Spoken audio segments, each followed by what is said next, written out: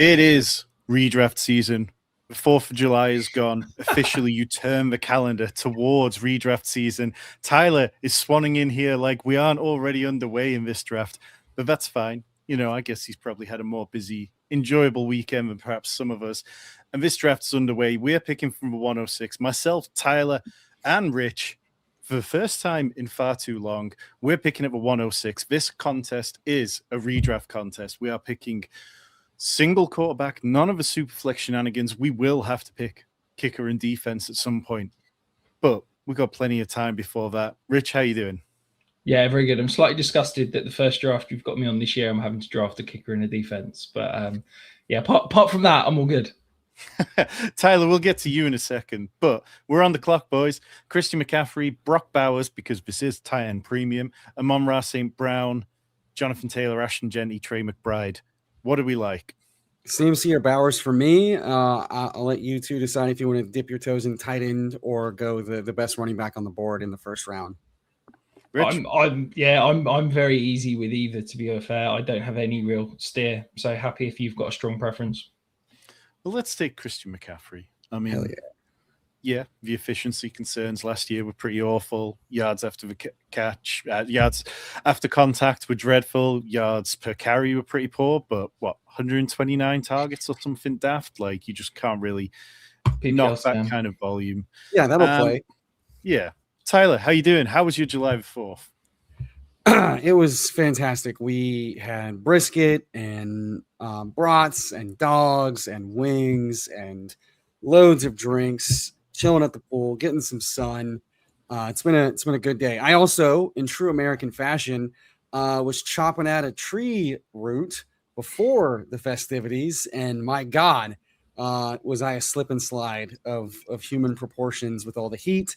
I still haven't vanquished it yet, so that's still on the to-do list, but we're having a great weekend. Lots of fun drafting across all the sites. And then, the USA team just got some great news. So, I'm in a great mood.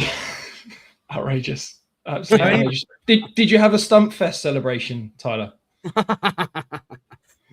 We're hoping to do that soon. I don't know. I'm not going to get into the World Cup side of it because it's helpful when the president of your country has the ear of the FIFA president. Let's just leave it at that. Just not. I mean, let's not act like it's not always been some backdoor pageantry with all of this FIFA stuff. Yeah. Right. So the start of this draft anyway, pretty normal stuff. If you were just diving into redraft or haven't done a lot of best ball, this is pretty normal apart from Brock Bowers at 7, which of course for tight end premium does bump it up. It feels like the first round's quite settled now. Rich, obviously you're so much more in the Dynasty weeds. Is there anybody that you're more excited for in redraft formats this year that in Dynasty just doesn't kind of exist to you anymore? Man, that's a good question to put me on the spot for. No, not really. I guess, you've got to take into account age cliffs and things like that. Someone like CMC, I think in Dynasty Worlds, I'm pretty much out because I think this is your last chance to get anything of value for him. But that's probably about it. Some of those age cliff running backs. I think at wide receiver, there's nobody really that's approaching the age cliff. I think people are already, the likes of Terry McLaurin, stuff like that, we're already devaluing them. So yeah, no, I guess it's only really the running backs. Yeah. How about you, Tyler? Like best ball to redraft, is there anybody that is less intriguing in redraft formats that stands out particularly, or people that you think could play better in redraft formats than best ball? So, I mean, the one right off the bat of I'm willing to click in best ball, but I'm just not touching in redraft. And I don't know how anyone can without, lying to themselves, is Travis Hunter for all of the obvious reasons. You're not ever going to get it right, on purpose. It's going to be an accident of roulette, odds if and when you stick him in your lineup and it hits. Even if the team tells us their intentions, they're going to change it half to half, quarter to quarter, how things are going. So outside of that, you generally have some of your more volatile guys that feel like better clicks. Your Romeo Dobbs, your Shaheeds, etc. Those guys are going to feel a lot less appealing. just because, like, and I think Dobbs might be an exception this year because it really does feel like such an upgrade in offensive environment when it comes to pass rate, deep pass accuracy, and overall just like how high scoring and aggressive the offense can be versus a very run-centric conservative offense he's coming from over in Green Bay. But all in all, really it's about chasing upside, chasing league winners, and chasing guys with roles or with ambiguous roles that can really outperform their ADP, where you trust what they're doing. And one of the reasons, CMC feels so appealing right now is because you want to lock in a guy who's going to give you flexibility throughout the rest of the draft. We're here in the middle of the board. FFPC running backs go off a lot heavier. I know Rich is very wide receiver pilled. So it feels nice to know, hey, we have a running back that has 100+ target ceiling on a PPR site at running back 1, and we can, figure it out from there. And I think some of his CMC specifically, some of his, efficiency issues last year came from Trent Williams missing a lot of games, the offensive line, offense in general being really injured, and they all look healthier and more upgraded than what they were across the board. I think that goes a long way. He also came into the season nursing like a heel injury. We've heard nothing of what he's dealing with now. So what if this is just a more healthy CMC that gives us one last hurrah before we really are playing with fire with the age cliff? I think that's a fair point about the offensive line, and probably some of it doesn't get talked about enough this offseason. Like, it's quite easy to get locked into the stats and the finishes and bits like that without concentrating on the why of it. So I'm definitely appreciate your context there. So Amari Hampton goes as RB8, which kind of feels pretty frisky. Rich, does that surprise you seeing him go that high? Yeah, I mean, obviously I'm not in the best ball streets as much as you guys are, but seeing some of these running backs fly off the board back into the first early second, it just makes me feel like I want to drive more wide receivers. Like Exactly. Hampton that early, Walker this early, Chase Brown mid-second. Like, this feels really disgusting to me. Well, speaking of wide receivers, we're back on the clock, and it's Trey McBride, Drake London, AJ Brown, Colston Loveland at the top of ADP. We could go down to Derrick Henry, Jeremiah Love, but I kind of agree with you guys that with only 6 wide receivers off the board, that wide receiver or tight end would be a good play here. Yeah, I like McBride, but I didn't hear what wide receivers you said are available. Drake London or AJ Brown. Drake London for me. I know you're a fanboy, Tom. Tyler, where do you want to go? I have no issues with either of those guys. I think I have AJ Brown slightly ahead of him just for all the offensive reasons we talked about, but London is the clear target in his offense. Tua and Michael Penix both feel like good fits. I have no issues with some London right here. I'm going to swing it towards London then. I just think, like, when you look at the guys who have gone off the board already and you get down to this tier, Drake London's like the last guy that I believe can have wide receiver 1 overall in his outcomes. Like the 19.9 points per game that he averaged with Michael Penix last year is top 3 material. Tua gave Tyreek Hill multiple top 3 finishes at the position. So whilst it still requires a bit of projection, I look at Kyle Pitts, and all Kyle Pitts' production came in games when Drake London was off the field. He averaged 10 points more per game when Drake London was off the field. I don't believe in him. Drake London's had a 28% or higher target share in 3 of his 4 seasons in the NFL, and the only season that he didn't was the one where Arthur Smith got fired. So yeah, I do think that the alpha in him can absolutely pull it back. It was a little tricky not getting one of that top tier, because for me, it is a tier of Brock Bowers on his own, and then Trey McBride and Colston Loveland are almost back-to-back. But I think we can survive that. For anyone unfamiliar with this contest setting, it is 1 quarterback, 2 running backs, 2 wide receivers, 1 tight end, and 2 flex, 1 kicker, 1 defense. The flex can be running back, wide receiver, or tight end. The regular season is 12 weeks long. You play each team once, but then in week 6, it's the all-play week, which is one of my favorite features of FFPC redraft leagues. Nobody has a head-to-head that week. Instead, the 6 highest scoring teams in the league that week get a win. The 6 lowest scoring teams get a loss. And it just adds a little bit of a sort of mid-season dimension to it. After those 12 weeks, the top 2 teams and the 3rd and 4th place teams, a few permutations on that, go into the league champion. And then from there, you can gain access to the final part of the tournament where the 100K is up top. We are one pick away. Christian McCaffrey, Drake London, and then we're going to catch up on a few things in the chat. Rashi Rice is at top of ADP. Rich, I know you're a big fan. Chris Olave, Travis Etienne, Emeka Egbuka, Kyron Williams, Josh Jacobs, Javonte Williams, Malik Neighbors. Does anyone want to make a strong case for anyone? I'd pound the table for Rashi Rice, but I guess you guys aren't surprised at that. Tyler? I have no issues with Rice. I feel the need to just point out Josh Jacobs in this format if all the legal stuff is fine and his involvement in the run game and his own injuries last year derailed what was a very strong season, and the RB2 behind him is still a laughingstock of everyone's jokes. But I have no issues with Rice here. Again, this is partly why I wanted to bring up CMC in the first round, because I knew we'd be going wide receivers a regular occurrence.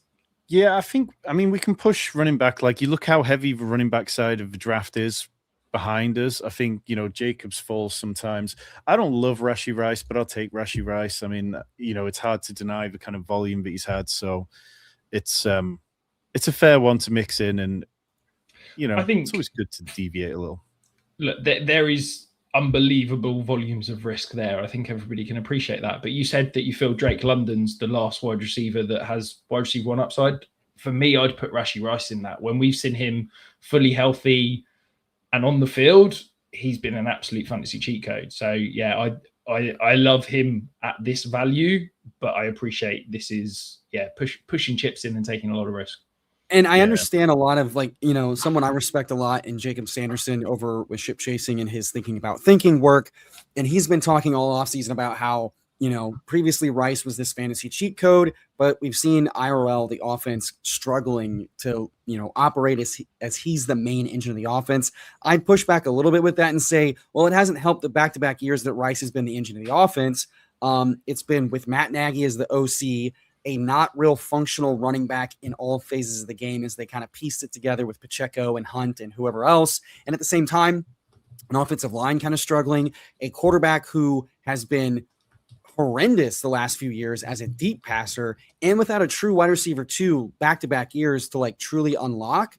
And so I think this is a year where they're able to add health above all else across the board, some actual depth with Tyquan and Worthy being able to stretch the field, but also do things in various formations and alignments that can help ease some of the offensive stagnation. And then the big addition of a running back that actually threatens the defense when defenses are playing more cover 2 and base.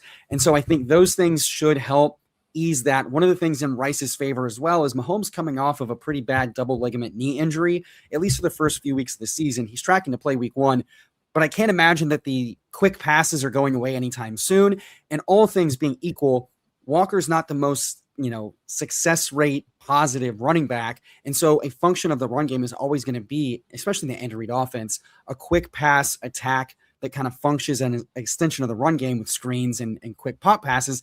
Rice does that the best in this offense.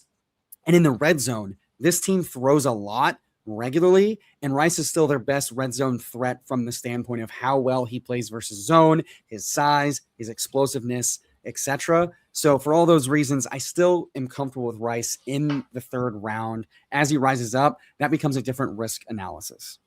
Yeah. No, I think that's fair. And it's one where I can't get past the fact that, in the seasons where Bieniemy was the OC in KC, Mahomes averaged 38 touchdowns per year compared to 26 with Matt Nagy. We know that the depth of target dropped massively as well, and things in general were just less fun. So I am willing to put some faith in Bieniemy and the kind of things that we've been mentioning there. Tucker Kraft goes off the board at the beginning of the fourth round. That one hurts me. I thought he'd make it back to us. I do think that Tucker Kraft's ADP is going to jump quite significantly in the next few weeks. Everything's trending right in this format, getting somebody who's an absolute yak monster who had a very high red zone target share last year. It's just, it's annoying to me that we didn't even get a shot at that one. I wouldn't have taken him where we were in the third round, but we start CMC, Drake London, Rashi Rice. There's some fun builds in here, definitely some different stuff. As Charles says, drafting Rice third round is an auto start week 1.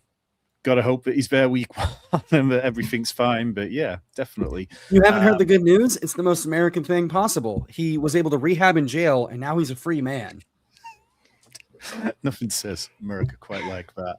We're going to get to our 4th round pick in a moment. But if you haven't heard, we're closing in on 5,000 subscribers. We are 70 away. You can gain loads of entries for this competition. All you need to do is just retweet the pin post on the Fantasy Sanctuary Twitter account or leave hashtag 5K comments on any of our videos over here on YouTube, not in the live stream, just as done when the video's finished or any of our other videos that are already up. You get access into one of 125 best ball drafts with us, one of BBMs with us. We'll send you some merch. We'll send you a whole bunch of stuff as well as access to our premium content and tools. So if you have made it 15 minutes into this video and somehow you are lurking and not subscribing, let's fix that right now.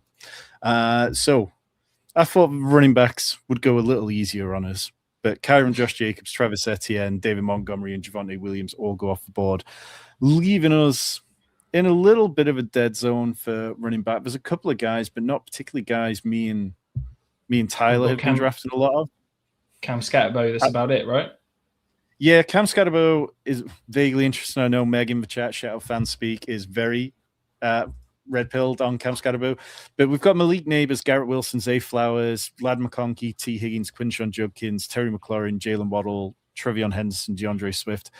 If we want a running back, I think it's kind of got to be Scatterbo, but I'm open to Zay Flowers, Garrett Wilson. Anybody want to stake a claim here? Zay feels great. I love Zay Flowers this year. I think he is undervalued in all formats.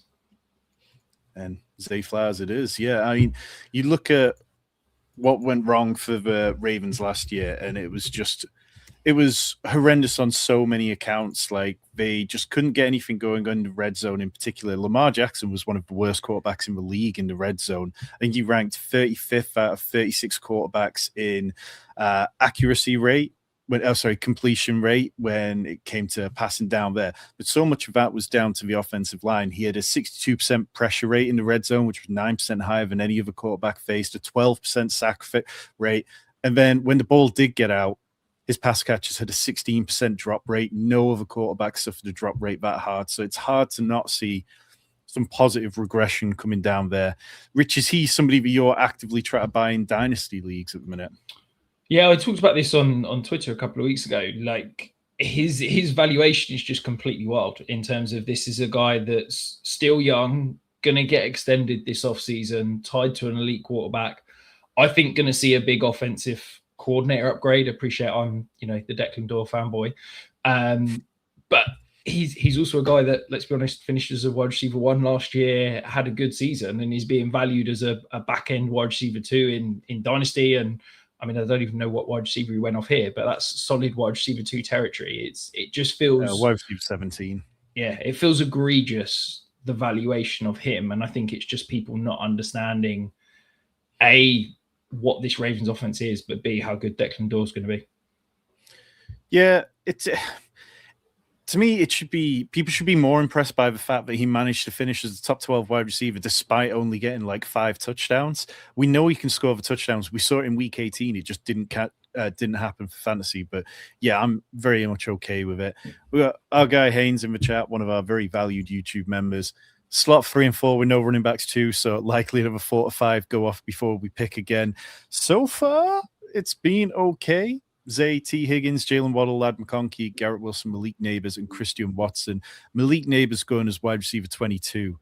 Tyler, we've kind of talked about Malik Neighbors a little bit and try to work out where the bottom would be. Do you feel like wide receiver 22 is like value time? I mean, ultimately, it's just about playing the board. That's really all it comes down to for me, because ultimately in manage, the big difference than best ball is that we're hoping and waiting for a clear start at any of these positions, but especially running back. So I think you're always worried about the runs that'll go for these guys, but ultimately there will be an area where teams have filled up with too many running backs, even if it's 6, 7, 8.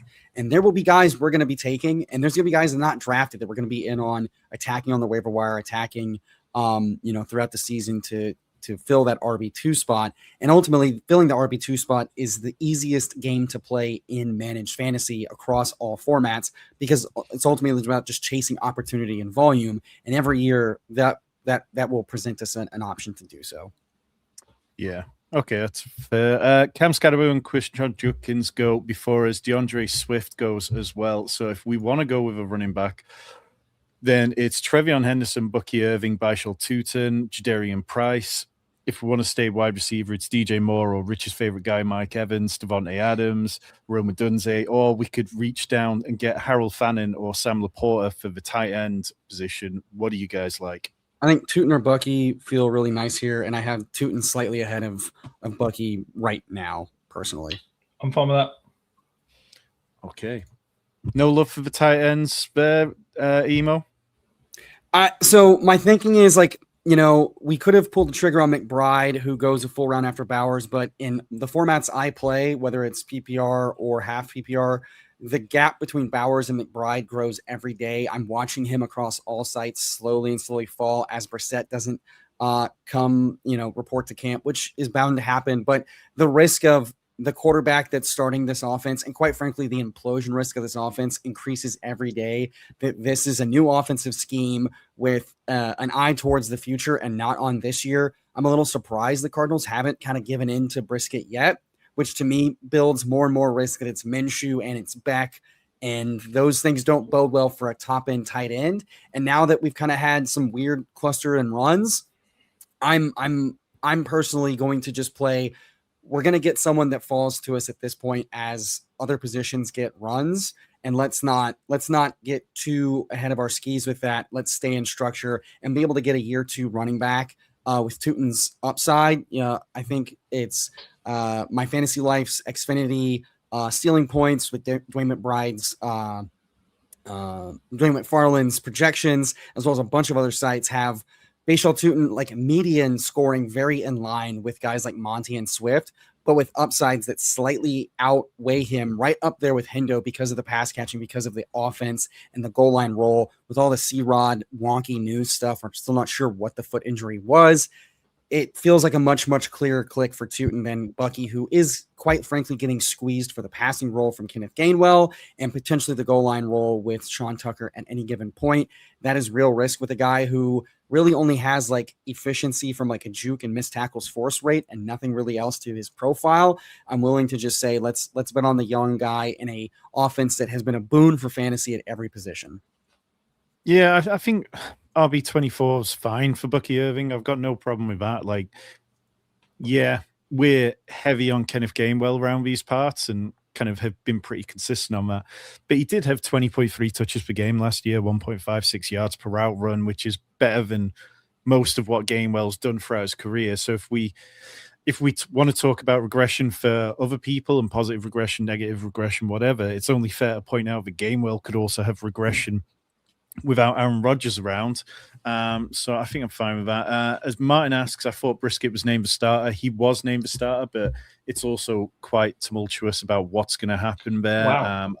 I'm kind of expecting Brissett to get his contract in the next 2 weeks before training camp. I mean, at the minute, Gardner Minshew has got more guarantees than Brissett, which is just ridiculous. Rich, you rightly exclaimed the team on the turn.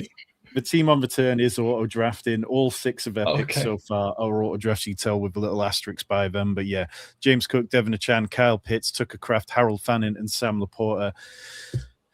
Deep sigh. I really hoped Sam Laporta might make it back and I could force the issue there. We got a couple of picks to go before us, but Rich, friend of the channel, YouTube member Rory asks, Rich, why so bullish on Doyle? I think it's a few things. I think you've got to look at where he's worked, under who he's worked, and the positions he's held. I really love offensive minds that are a tight ends coach, because I think it's the marrying of the part run the pass. And I think that a lot of these forward thinking offensive minds put key personnel in that tight end room, which is what Sean Payton did with Declan Doyle. You look at Sean Payton went out and got Declan Doyle and brought him to Denver. He was one of the first coaches that signed with him. He's then, gone and worked under Ben Johnson. And then to me, I really value 2 voices when it comes to the coordinator kind of round table. And it's Robert Mays and Conor Orr and the work they do talking about interviewing the coordinators and talking about it. And both of those are so high on Declan Doyle that it makes me think, You look at the offensive minds he's worked under, you look at the positions he's held, those guys are really high on him, and who they're talking to are really high on him. And I just think this is a guy that we might only see with the Ravens for 1 year, because I wouldn't be surprised if he's head coach next year. Great shot. Ravens fans are already kind of worrying that he could be one and done, but the most Ravens fan thing ever. Yeah, Lamar's been an MVP in each season, but he's at a new OC. So if we get another MVP out of him, it'll probably have been good enough that I could understand that. We are back on the clock. Isaiah likely goes off the board as tight end 9 in round 6, which feels a little spicy. There was definitely a big reach down there. Mike Evans has fallen 10 picks past ADP. Is that enough to tempt you, Rich? Yeah, why not?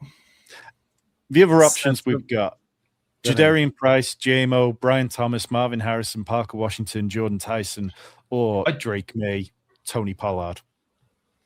Oh, man, the running back feels disgusting, doesn't it? It's not going to get much better. It's Evans or Price for me. And Evans at this point sets up a nice San Francisco double, and I like it. Yeah, I'm okay with that. I do quite like Price, but I'm happy to go with Evans. If you like Price, I think maybe getting him as our mid-season hammer is maybe prudent. I'm good with Price. Like I do like Mike Evans, but I think structurally I'll lean towards the fact that if we get cleaned out on another turn, then our running back 3 is going to be very miserable. And Jadarian Price, I know there's some reports that he might not see massive touches in year 1, but I just don't believe it. This is a guy who has better draft capital than the rest of the room, isn't an all-round perfect prospect, but throughout the draft season, we heard the Seahawks wanted him with the final pick of round 1, and that's what we ended up seeing. So, and also he exceeded 10% touchdown rate. Like the guy knows the end zone. Like in this format, at this value for our RB3, if it's going to be a guy that could get 10 touchdowns, I think that's good value at this point. I think the thing's working in Jadarian Price's favor is that I don't need him to get 70 plus touches every single week for the first 4, 5, 6, 7 weeks. Because again, we have CMC and Tootin. Like week 1, those two are our main 2 running backs with good touchdown equity from a projected Vegas total standpoint, as well as a pass catching standpoint. This is the cheapest we'll probably ever see a round 1 running back ever go. Yeah. He's going after guys like Jaylen Warren, which is hilarious. I like Warren as much as the next guy, but like we just talked about how running back, RB is so like opportunity driven. And as you alluded to, he's the favorite for goal line work. And that's all we care about in most instances of a running back, because the touchdowns swinging from, 0 to double digits is what makes or breaks league winners and league winning seasons. And last I checked, they still have an elite defense to give them opportunities for offensive, just variance, like short fields with just let the guy run up the middle. And we're seeing a shift in offensive philosophy. Kubiak is gone. There's a new OC in town. And this is not the same organization that played, chicken with starting their former first round running back, Rashad Penny. So I think a lot of the pattern matching is going a long way. And I know he wasn't the most exciting or most like surefire prospect, but we're doing a lot of like, if he was a top 4 round type of guy, I would understand the nitpicking. In the 6th round, to me, it's just too cute to say, well, the profile's not good. And what about George Halani? What about Zach Charbonnet off an ACL week 10, 11, or 12 when he returns? This feels like FUD I've never seen before for a prospect and for draft capital that would usually, be minimum, Jeremiah Love range of like, okay, is this the right price for this guy? So like in all things honesty, the price is right for all of the worry, but he can easily return, 3-4 rounds of upside, just getting double-digit touchdowns. Yeah, I'm incredibly disappointed in myself, though, Tyler, because I let you talk all that time without doing this.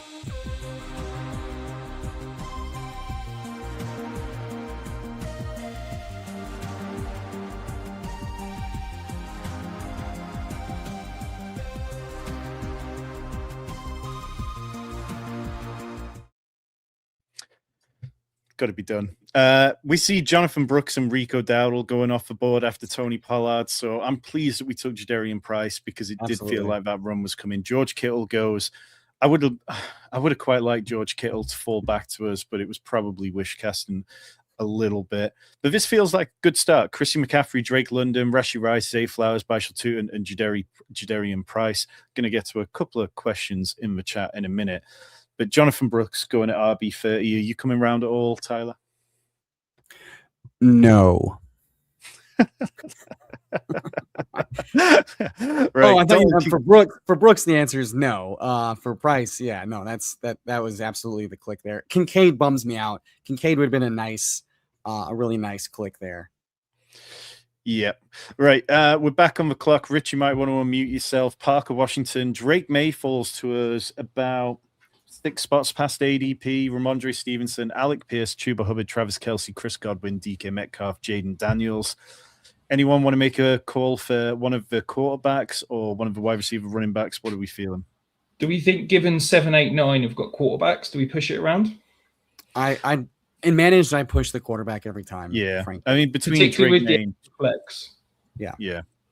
Okay, so I'd be fine going down as far as Kenny Gainwell at running back, or I don't mind Ramondre Stevenson, Chuba Hubbard, Chris Godwin, or Travis Kelce. Kelce. Okay. I'm Parker, Godwin, or I'm probably Parker, Godwin, or 7 seconds, whoever. Rich. I go with whatever you want. I'm happy. Parker Washington it is in the nick of time. Feels like we're in a good space, wide receiver wise, at least. But yeah, at some point, something's going to fall to us tight. And I don't mind Travis Kelce, but he's an easier clicking best ball right now. I think also, you can look at given we've got Rice as well, is that too much? Kind of Chiefs underneath wide receiver game. For me, it is. For some others that are higher on the Chiefs, they'd say not enough. But yeah, and also given that we went London, Rice, Flowers, I think we allow ourselves to have a bigger swing at receiver. And while I like Godwin plenty, everything we're hearing sounds really good. Like, to me, hits matter more than misses in all formats. For Parker, this is even easier of a click and manage than it is in best ball, because you could argue he's overpriced because historically his type of profile doesn't hit. That said, we're in a different era of the NFL. The Liam Cohen slot receiver has been the most consistently beat ADP, beat price, potentially be a league winner going back 5 years with multiple different types of guys that have his type of profile. And so I think at this price, let's take the swing for a guy that, if this sticks, we keep hearing an extension is due any day now. That news will not be counted until it happens. This is an offense we like. We've already taken a stab with the running back. And ultimately, we don't have to start Parker Washington week 1 if we don't want to. We can say, hey, we're going to wait to see, is his role from the last half of last season actually locked in? And if it is, I think we've smashed the pick, quite honestly. And what he showed as a ceiling, and from a fantasy perspective, real NFL football. He had good efficiency. He looked good. He looked like he belonged. He's got the best rapport with his quarterback thus far. They get to go into year 2 of this offense. There's so much to like about him that, and if he doesn't pan out, well, that's okay. It's a 7th round pick, and he's our 4th wide receiver. So I think for that standpoint, structurally, it felt like the right click to me. Do you think you can apply pretty much everything you've just said there to Alec Pierce in this format? Absolutely. I think the one bugaboo with Pierce is that he himself is coming off an injury that we have from the doctor. Okay, I'm not a doctor. The doctors say, so Tyler says, we're kind of worried about what his efficiency physically from a conditioning, strength, and just comfort perspective looks like the first part of the season, given it happens so late in the offseason. And then you combine that with his quarterback coming off his own Achilles that will likely affect some of the power and the drive that he can throw deep. And you combine those two things, and Pierce could be a really frustrating, really slow wait until really the back half of the season for us to buy into his routes, buy into his physical acumen, how involved he is in the new offense. And that's a long time to carry a receiver. I feel like after 3 or 4 weeks, we're going to know, is Parker the guy or not? For Pierce, you'd have a hard time saying he's the wide receiver 1. Just, we got to wait for the guys to get healthy. And that's a harder ask for me in managed than a guy like Parker.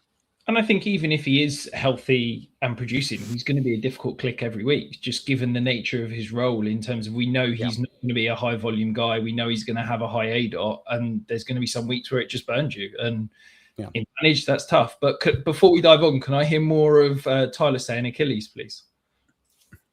Achilles. That's amazing. I'll give you three. Achilles. There you go.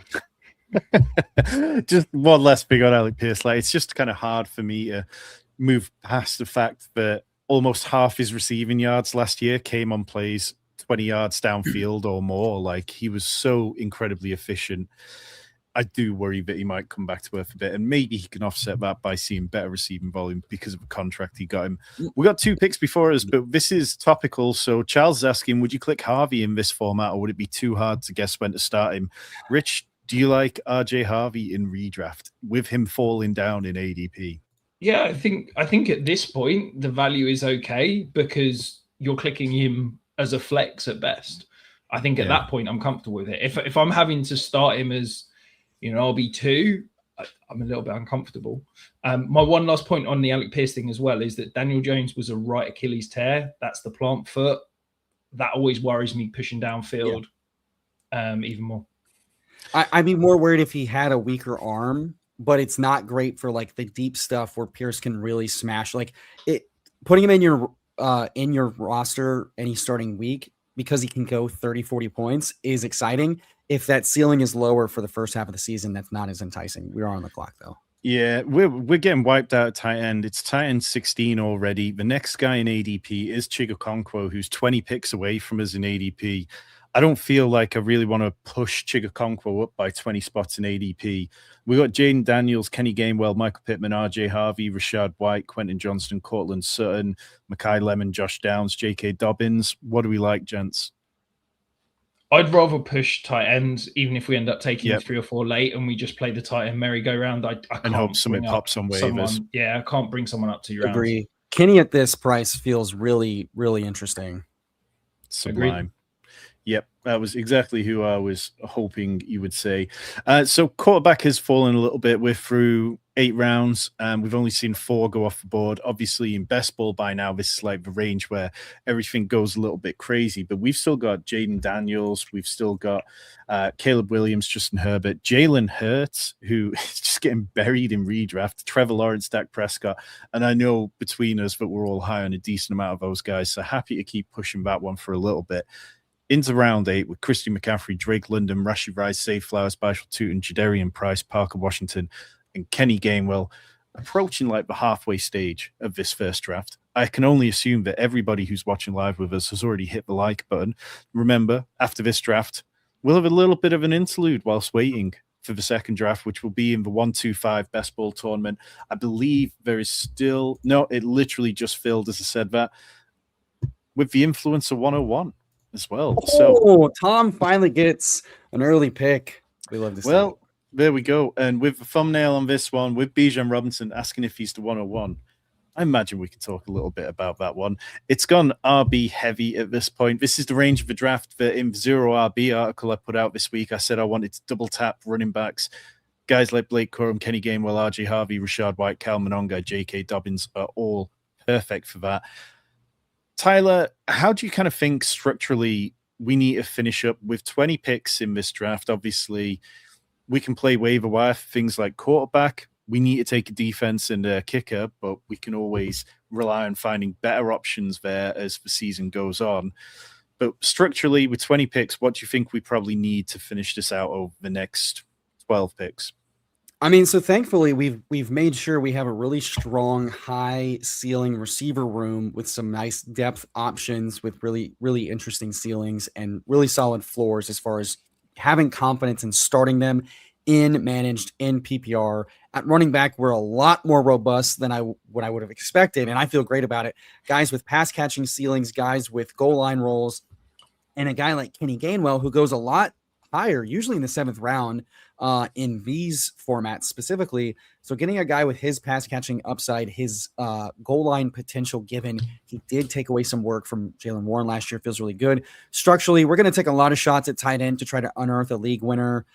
We find late round tight end gyms all the time, so I'm not feeling too bad. If Chig does make it back to us, I'll feel really excited. That'll help with how much we have to allocate to that position. But as you said, with the onesies with quarterback, we're going to get a lot of solid starter options to be able to play matchups and such the rest of the season. So It's going to feel like, I mean, my goodness, are we going to get Jaden to come all the way back around to this? Because after Herbert, we're going to have a fun discussion of riches with both of those guys here on the clock. Yeah, I mean, there's only one other team that doesn't have a tight end yet. Jaden Daniels goes off one pick before us, which would have been an absolute smash in the 9th round as the QB7 was that. So Chigakonkwo at this point kind of feels like we probably need to go with that. And then we're going to need a couple more at some point. So I'm happy with Chigakonkwo.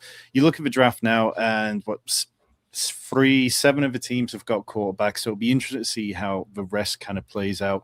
Rich, I know you haven't done a ton of best ball. I know you kind of just getting into the charity fantasy season, which is always one of your favorite times. Has anything particularly off this draft board surprised you a lot so far? Tight end value is slightly bonkers. I appreciate the 12th pick taking 4 that early probably skews it all massively. But I guess for me, with my Dynasty hat on, you can talk yourself into pretty much any running back at any point, finding some sort of role and finding some sort of value. But it's amazing. I'm just looking through some ADB while you're talking there. It's pretty much done for me at running back now. Like, it just feels disgusting from now to the rest, which I don't know if I'm just out of it, but it feels normally you can get some decent value at running back in round 10, 11, 12 in most years. But running back glory hole.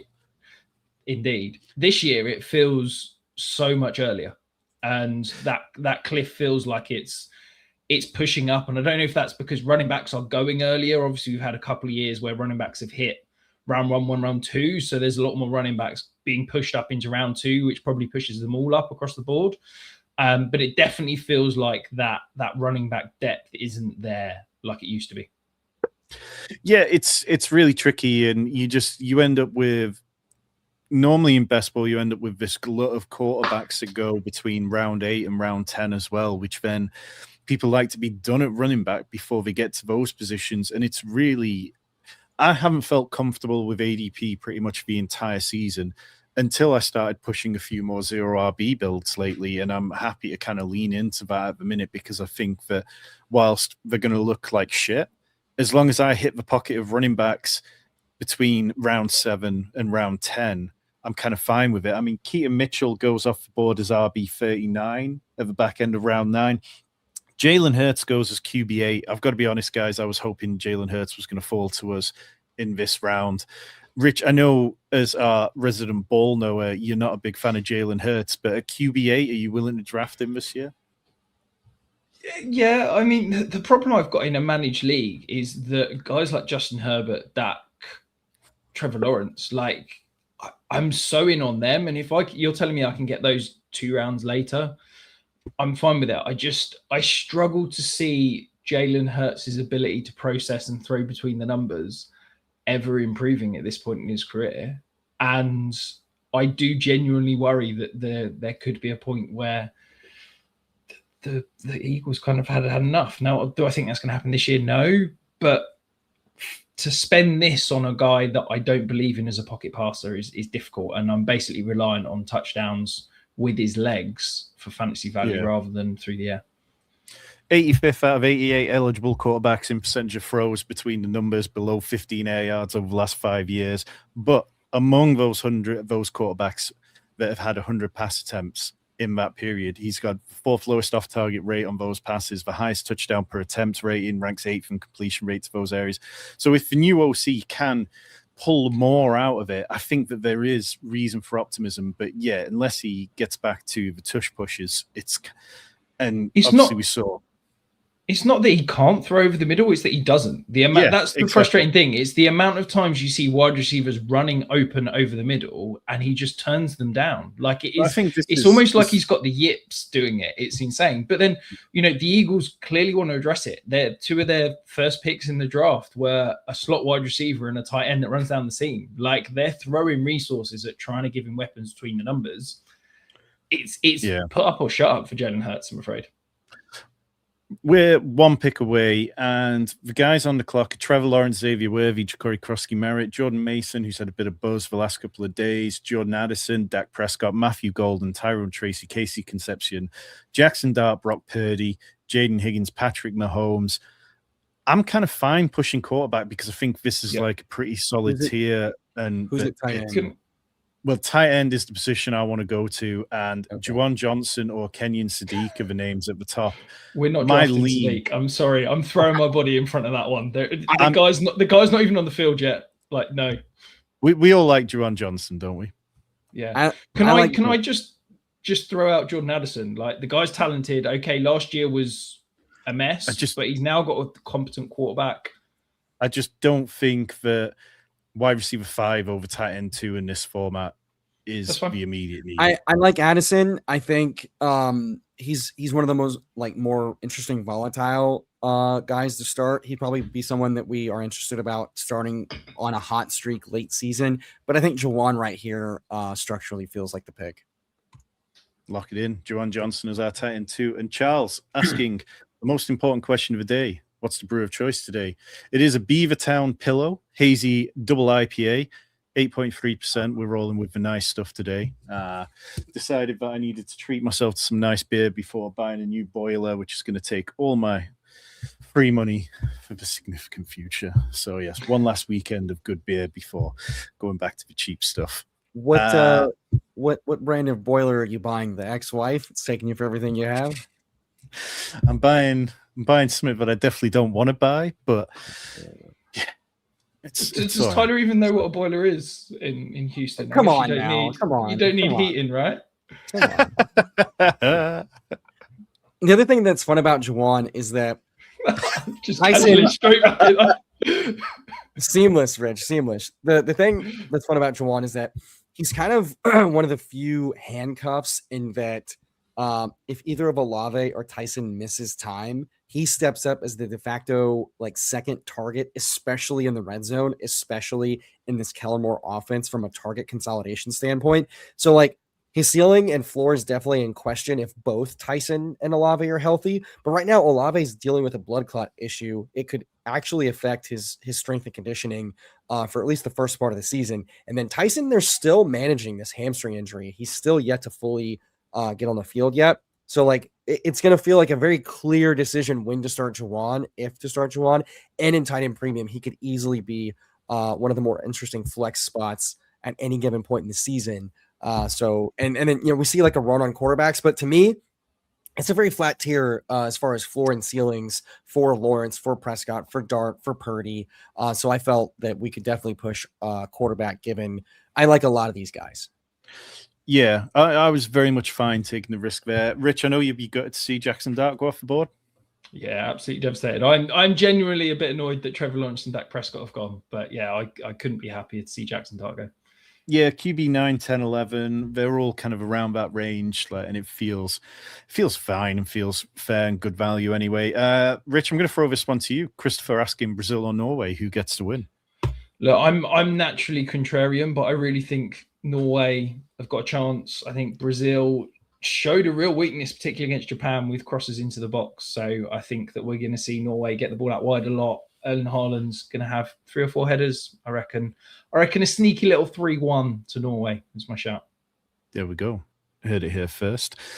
So we're 2 picks away. Stefan Diggs goes off the board as wide receiver 50. Tyron Tracy going as RB 43. Hunter Henry going as tight end 20. Matthew Golden at top of ADP. Casey Concepcion, Jaden Higgins, Zach Charbonnet, Chris Rodriguez, Kenyon Sadiq rolls round. Brandon Aubrey, the first kicker, we could see him go soon. But looking towards the quarterback position, I think that Brock Purdy is an absolute smash here for that kind of CMC stack. I was going to say, where's he going? He feels like this is about the value. So yeah, we get him at QB 12, and I'm all over that. It just feels very good. So far, one thing that we do want to keep an eye on is not having too many players who have a round 6 bye to make sure that when we go into that all play week, we are at full strength. We have 0 players on a round 6 bye, which is just beautiful to see. So no concerns at all there. The only comment in the FFPC chat so far has just been, did Jaden Daniels die or something? Which is entirely I had the same question. That fall was crazy. Yeah, I'm really. It would have been looking back now. Okay, obviously we got Chigakonkwo. We were in a hole at tight end. Emo, would you have preferred Jaden Daniels instead of Chigakonkwo? Absolutely, from a ceiling floor perspective, and the price discount you're getting on the quarterbacks, where he goes, like getting him 4 rounds cheaper than Lamar and Burrow, 3 rounds cheaper than May feels extremely wrong. That said, in these leagues, we often see guys like Lamar, like Daniels, who is he like all the hand waving guys that the old white dudes on FFPC, full offense, are worried about? Those guys fall all the time as they scoop up one of the most injury prone, overrated fantasy quarterbacks in Joe Burrow. I said what I said, right at cost. So Daniels is such a clear buy. One of the things to go back to the Declan Doyle discussion is, and one of the things Gretsch talks about in a lot of places, he was on with After Dark with Pete a couple weeks ago, talked about it with the ETR guys and projections, in that we're seeing this era shift to a much more young-minded, like with the defensive era being so not heavy in rules and how they're always like, it's been easier for offenses of the past to attack defenses because, well, this is the rule and this is what we're going to force them into that rule and then take advantage of that. We're not seeing as heavy of rule following, to put it in a very simplistic way, for defensive coverages and players. And we're also getting like much faster, much stronger defensive ends, much less elite offensive line, and less elite quarterback processing, which is putting a lot of stress on offenses, especially when they get into the tight zone areas of the red zone, to operate and to be successful. And so you're seeing a lot of these young-minded guys who are getting more creative and more versatile, and getting to have an offensive mind like that to come in from at least a potential standpoint is a really big underrated thing for Daniels, coming from Cliff Kingsbury, who has shown very stagnant, very easily mitigated offenses year after year after year. If they're not able to do what they want to do, which is be horizontal with space and have a really strong rushing attack, they just flame out. So I think it's really underrated what Daniels is getting from a modern offensive like scheme standpoint, and just obviously being healthy and having confidence in his playmakers. You'd love for him to have a little bit more strong and deep offensive line, a little bit stronger, more deep receiver room right now. But that's what makes Chig and Terry such clear targets to me right now, is that they are the clear leading guys who have some good juice and a lot of good positive buzz, and just quite frankly fit this modern NFL scheme of what they can do at all 3 levels. So this just makes the offenses a huge buy, especially with the running backs being so ambiguous and so not strong, that this being a pass forward offense is really underrated for Daniels' ceiling as a dual threat quarterback. If Daniels can get 30 plus passing touchdowns with his, I think, second highest rush yardage projection from Vegas, he's got quarterback 1 overall potential right up there with Josh Allen. Yeah, I'm fine with that. I think, they need Keenan Allen more than they need Brandon Ayuk at the minute. Keenan Allen, I would be incredibly happy. Yes, it would bomb Chig a little bit, but I'd be very pleased with that. Jalen Coker goes off the board there.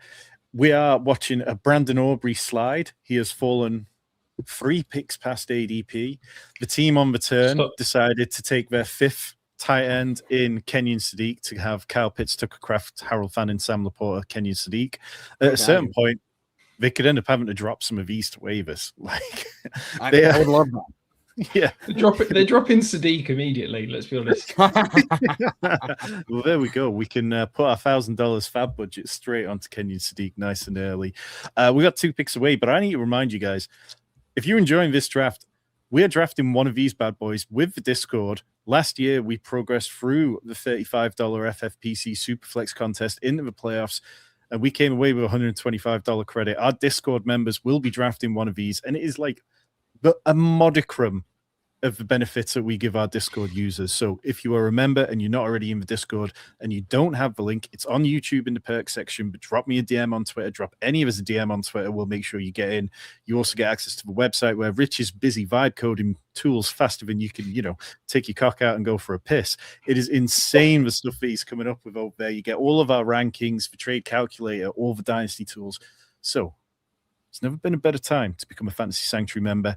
We hit a little streak of purple with TJ Hawkinson, AJ Barner, Greg Dulcich going off the board.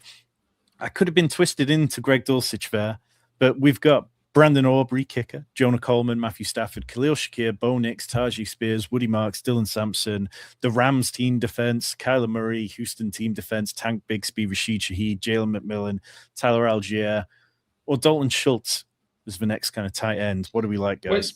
Where's Gunnar Helm going? Have we got time for him? Gunnar Helm is, we could reach down and get Gunnar Helm now if you wanted.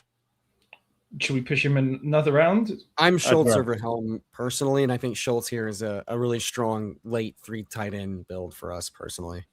Unless we fancy Rashid Shaheed for pure upside. If he gets the wide receiver 2 role 10 seconds. in that offense. It's certainly enticing, but I'm really worried about getting boxed out at tight end too much, and I think Schultz is mispriced. I think Schultz should be going above Sadiq personally. Yeah, well, I mean, lots of tight ends should be going above Kenyon Sadiq, but every tight end. I chose that name very purposely. Don't worry. Tight end 21 is quite restrained for somebody who came into the league with a lot of hype, had some flashy tape from the last year. Obviously, the production's pretty ridiculous, but I've got to say, I've been kind of surprised that he's not going higher. I think that's simply because who of are you the talking injury about? stuff, right? Is this Sadiq or Schultz you're talking about? Sadiq. I just don't see a world that he commands volume. I think that he's not on the field. We don't know when he's going to get on the field. I think he's a player that, yes, he looks good. Yes, he's a big guy, but he's still got some work to do as an inline tight end.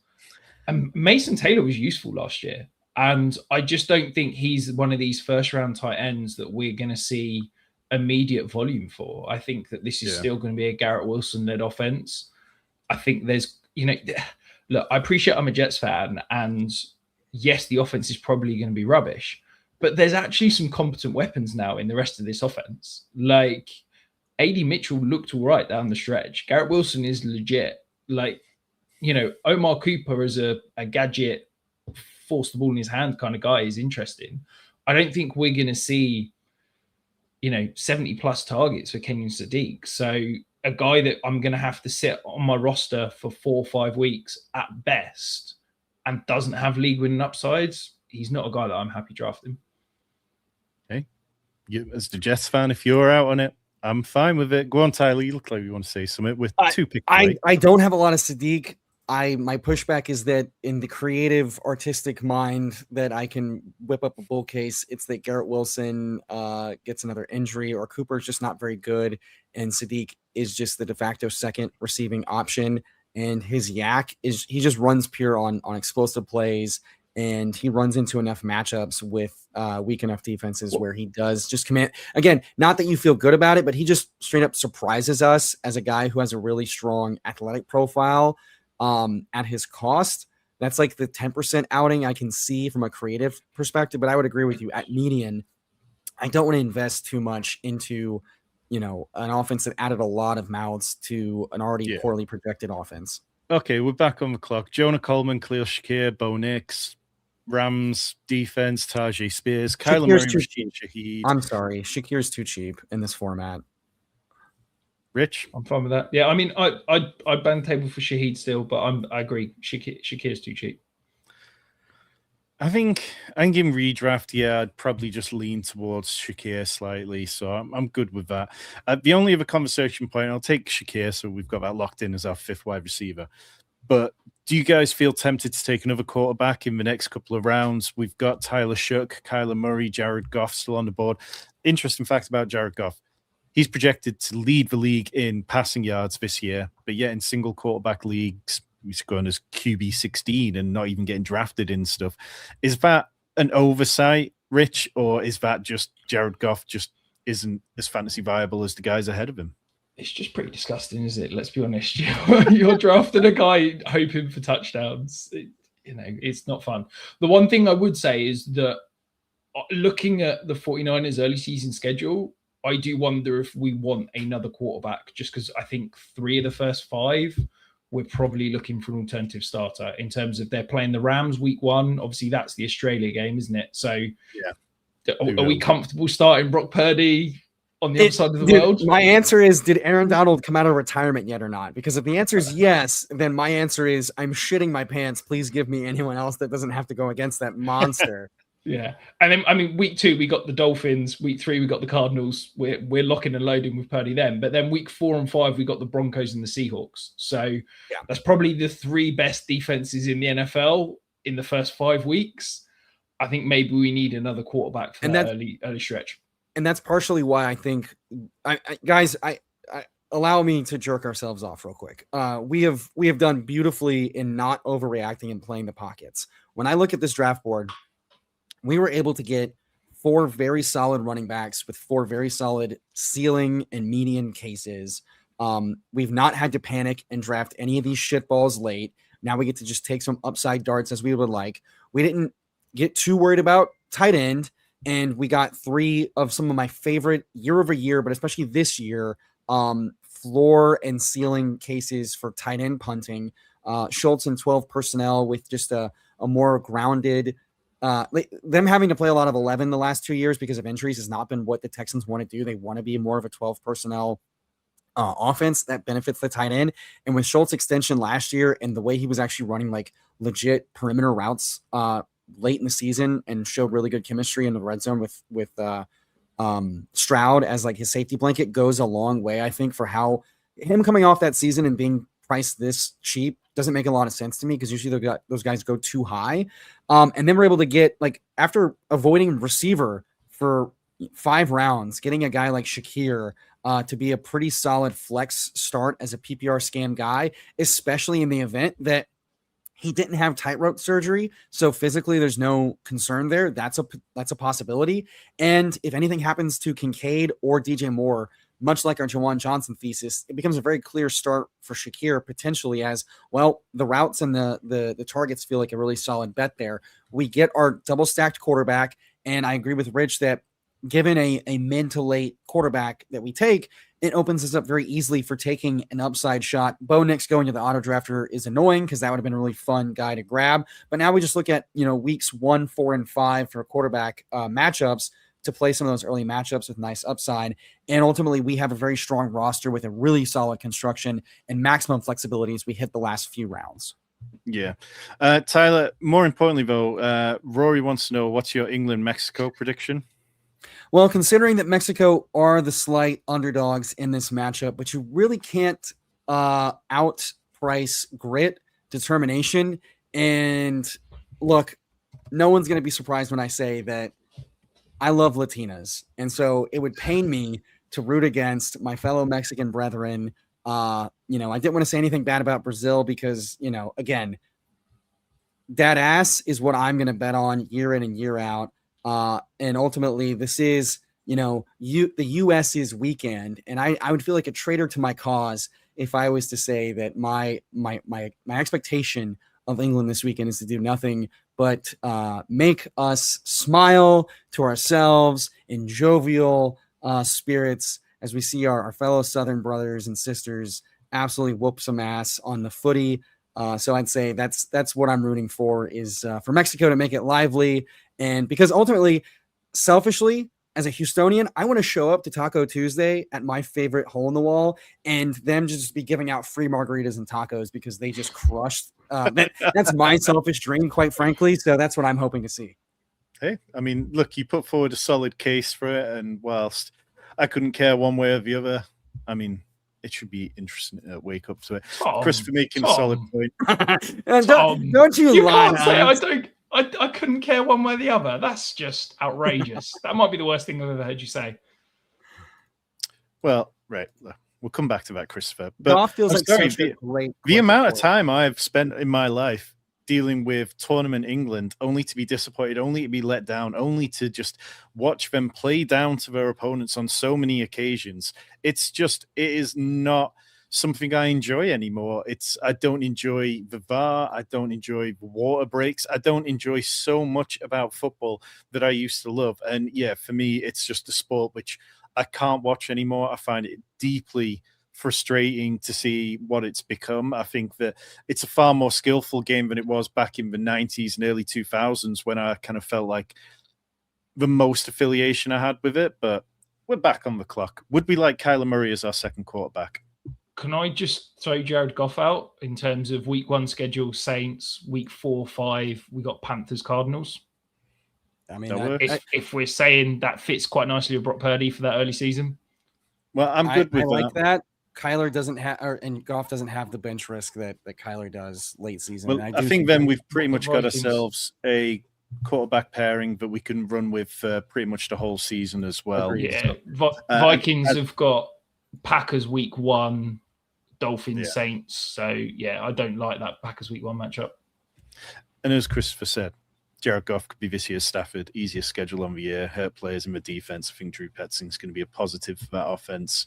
So yeah, I'm good with that. Can I be a bit gal-brained and say that healthy JMO, healthy Laporta, and workhorse Gibbs as a CMC acolyte 100+ target potential player? Because I think Gibbs' ceiling this year is the offensive line isn't struggling, so he's not having those down weeks that he had last year just because the offense was struggling.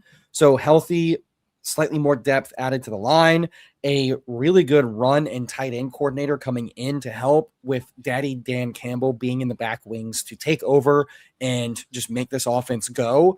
Also, we've seen that Dan Campbell's Lions don't take the foot off the gas. They are aggressive every quarter. They want to win every game.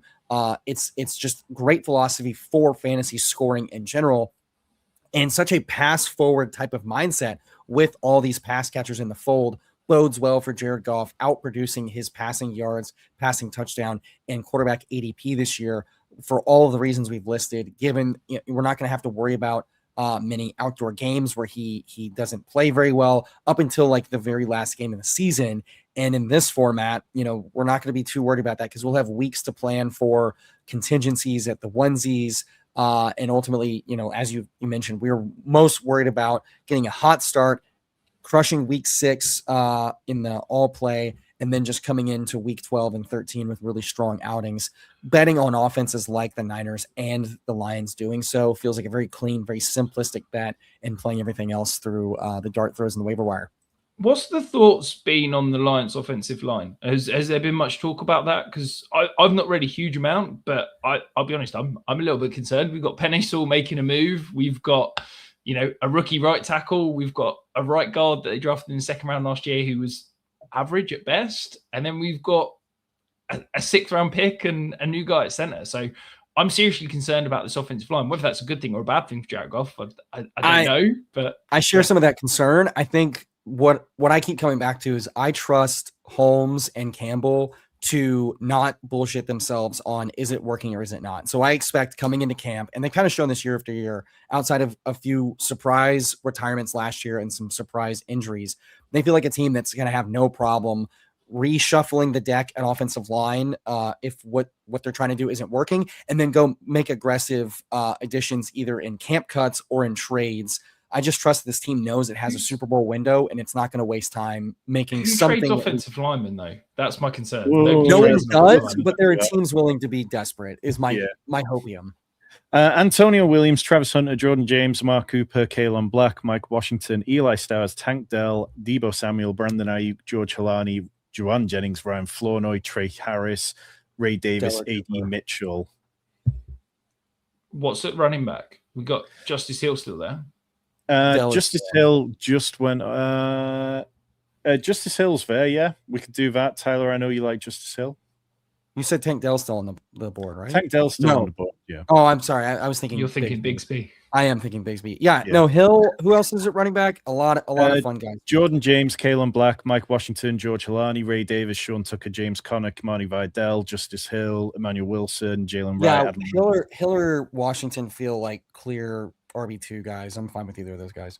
Let's take Justice Hill. I just slight lean to, I guess, the known quantity. If Jadarian Price takes a little time to work out, I like Justice Hill as somebody that, yes, it's a low floor, low ceiling kind of play, but I think that one worked just slightly better. You said that last year, Tom, and I'm going to push back. Not a low ceiling guy. If you can catch 7 or 8 balls in PPR, that's not a low ceiling. That is quite literally Khalil Shakir. I am the fucking king, baby. Hey. And to No Cap Back's point, Emo, the version of you that you've displayed in this stream is my favorite version to listen to. Calm but elite ball knowledge that you express convincingly. Do this more often, brother. Well, that's what the sanctuary is, it's a sea of calm, and the Toxic Tower. Yeah, I was going to say it's so easy to be calm and collected when you have two other calm, collected co-hosts that you can easily talk with. That's not what my other channel venture at all is, sadly. And also to do a little behind the scenes sausage making that no one really cares, but like we've been at this for a long time. I'm very proud of us here on the Sanctuary rolling into 5K subs. If you haven't subbed, please sub. We're very excited about giving back to all of y'all. But there's a lot of calm, really good collected, there's a lot of good content, a lot of good analysts in the industry. It doesn't separate you to do what everybody else does, quite frankly. And to be a little off the cuff, a little aggro, a little, shall we say, spicy, doesn't hurt the mix of things that you get and what you stick around for, what you come back for. And that's why the Toxic Towers worked, is because we've grown really quickly because we are so not what everything else is. And people are both afraid of that, but also really interested in it from like just cutting through the noise of things. This is very different. It's not going to be for everybody. But I'm happy to give the range to the people. But trust me, these are my favorite streams by far because I don't leave wondering, why do I do this? Which is every week on the tower for sure. Well, Tyler, waiting in the wings, we actually have BBG and PPR. Right, we're round 15, so we got 5 more rounds to land the plane. Christian McCaffrey, Drake London, Rashi Rice, Zay Flowers, Baishal Tootin, Jadarian Price, Parker Washington, Kenny G, Chigokonkwo, Juwan Johnson, Brock Purdy, Dalton Schultz, Khalil Shakir, Jared Goff, Justice Hill. I might be wrong, but it feels like the board's pretty open to us. Rich, do you feel the same? Do you feel like we need to go in a particular way anywhere that you feel we need to shore up? No, I feel really comfortable. I think we're in a very good balanced position. As you said, I'd probably like maybe at least one more dart thrower at wide receiver. I think there's a couple of interesting options available. You know, someone like Dontavian Wicks or Ryan Flournoy. I'd be quite interested in either of those two. Right. If after that, I'd then be happy just, you know, shock me, hammering running back for the last few rounds, to be honest. Yeah, I mean, we will need a kicker in defense. Let's not forget about those beautiful positions. Tyler, anything you're feeling about the structure of this one? Do you feel like we need a 4th tight end or a 3rd quarterback, or happy at the onesies? I don't think we need to do a 3rd quarterback. That's definitely a waiver wire decision we make if and when it comes up. I agree with Rich that I would prefer at least one more dart throw at both receiver and running back just for ceiling cases. And then, you know, there's potential that we decide, hey, let's get one more tight end dart throw. Pat Freiermuth would have been the dart throw there of like another guy that's just going far too cheap. Now it's just a decision point of, you know, what makes sense versus, again, projecting of like ceiling and floor. The tight end's always going to have a better case in the flex than some of these running backs, unless they're, you know, league winning handcuffs. Yeah. Okay, one pick out. So just going back to the tight ends, we got the bye weeks kind of fine. We've got Chigokonkwo week 7, and then Juwan and Dalton Schultz do share a week 8 bye week, but I'm kind of fine not worrying about that right now. There's plenty of time that we could figure that out if we needed to, and if we had to roll with one tight end in week 8, so be it. We're back on the clock. Ryan Flournoy is top of the queue for me. Are you guys happy with that? Or K. Dotton's pretty much the last tight end that I'd really feel comfortable understanding his role. Antonio Williams is the other kind of wide receiver I was looking at, but I feel Ryan Flournoy is probably the one I'm most interested in. I think Flournoy's an injury away from being a top 36 wide receiver. Agreed. Like how many other players in this range have got that sort of potential of one injury away? Well, we're not quite at Rashad Bateman yet. Is he getting drafted in this yet? Is the injury Lamar Jackson and then Rashad Bateman takes over like Hilton did and as the quarterback? No. That was of all the sort of like stupid and wild shit that's gone on in the NFL and all the kind of crazy stuff that happened in the COVID era. That game remains like one of the funniest build-ups from a fantasy football perspective. The hot takes that people were throwing around about what kind of value Hinton would bring, only for it to just be the biggest pile of shite ever. Was I was in plenty of dynasty leagues where people threw 100% of their fab on him to try and grab off waivers. But do you remember in the build-up as well, we had the story of them trying to get the quarterback's coach added to the roster. So I mean, the NFL robbing us of letting a coach come in to be the emergency quarterback would have been that is literally Canton Hollywood levels of you can't script it. Like that would have been the best movie to like make of that, of just like that situation, but like a 42-year-old Flacco coach-esque of just going like, I got one more in me, and then just getting absolutely destroyed in the first play. But what was ridiculous was that the reason they got punished was because they were all sat too close to each other without masks on, and he was in the same room, and it was like, oh, they're all bad, they can't play, but we're gonna get the quarterback coach who was in the same room. That's fine. Yeah, it's truly the most NFL, most American thing. Honestly, was that game of just like we like the worst result possible to stand on our fake laurels. Do not ask too many questions. It unravels very quickly. Type of shit of all time. Yeah, moving it back slightly to the draft in hand. Jake Tongs goes off the board.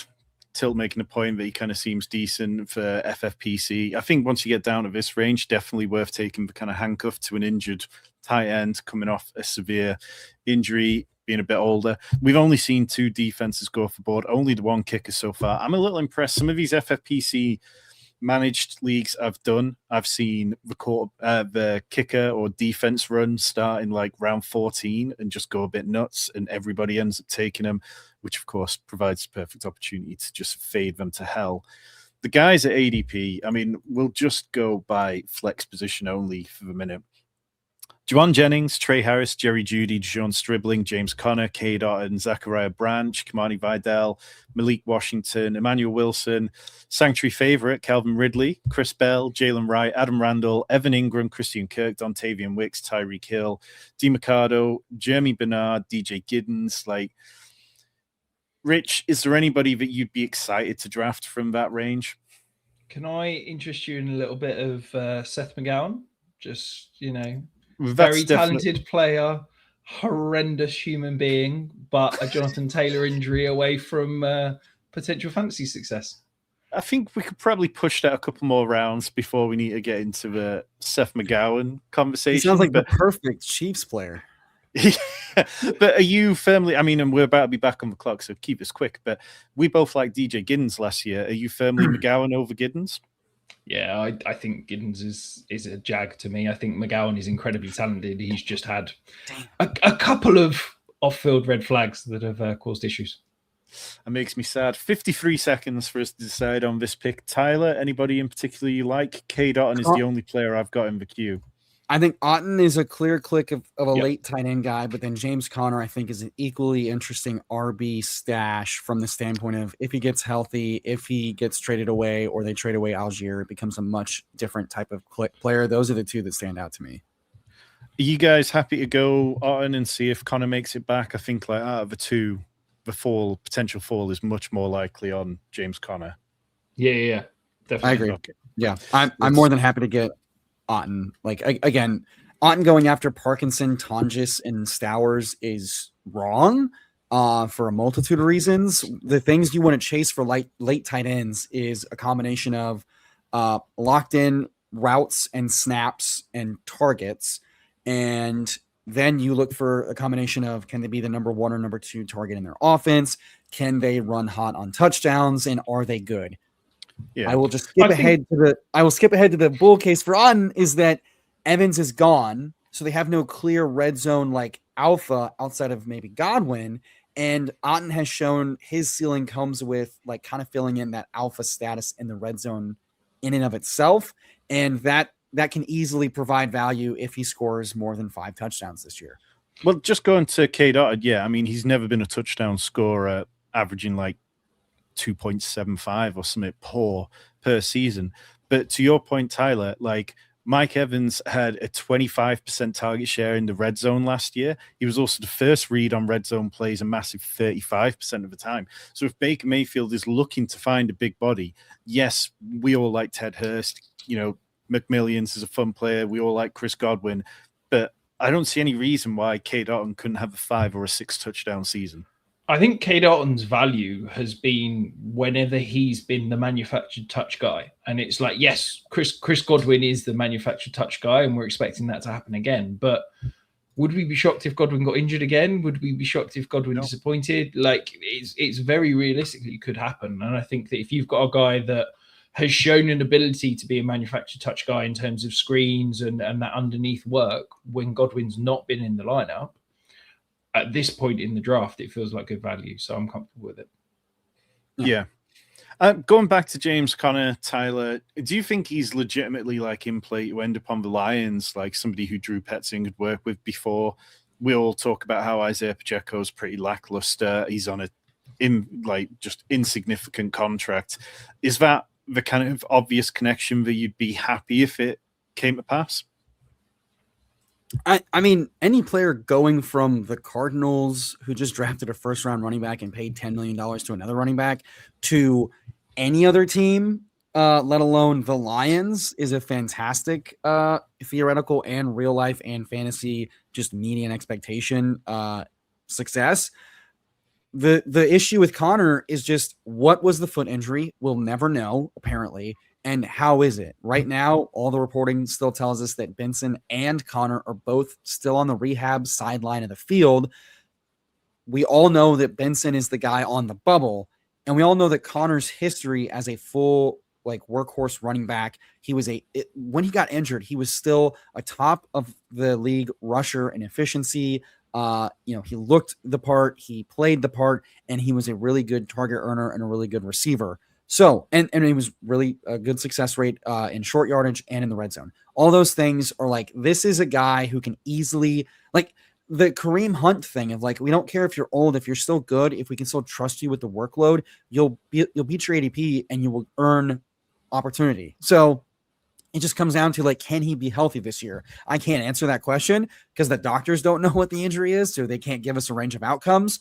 But it stands to reason that even if it's a bad foot injury, if he can get healthy by the start of the season, he's at least an RB3 on a team that is going to have to throw a lot because they'll be losing a lot of games. They'll be behind a lot, but he's the likeliest guy to, hey, go ring chase, go get an opportunity to not just waste away on the bench behind the new rookie because we already paid the RB2 behind us.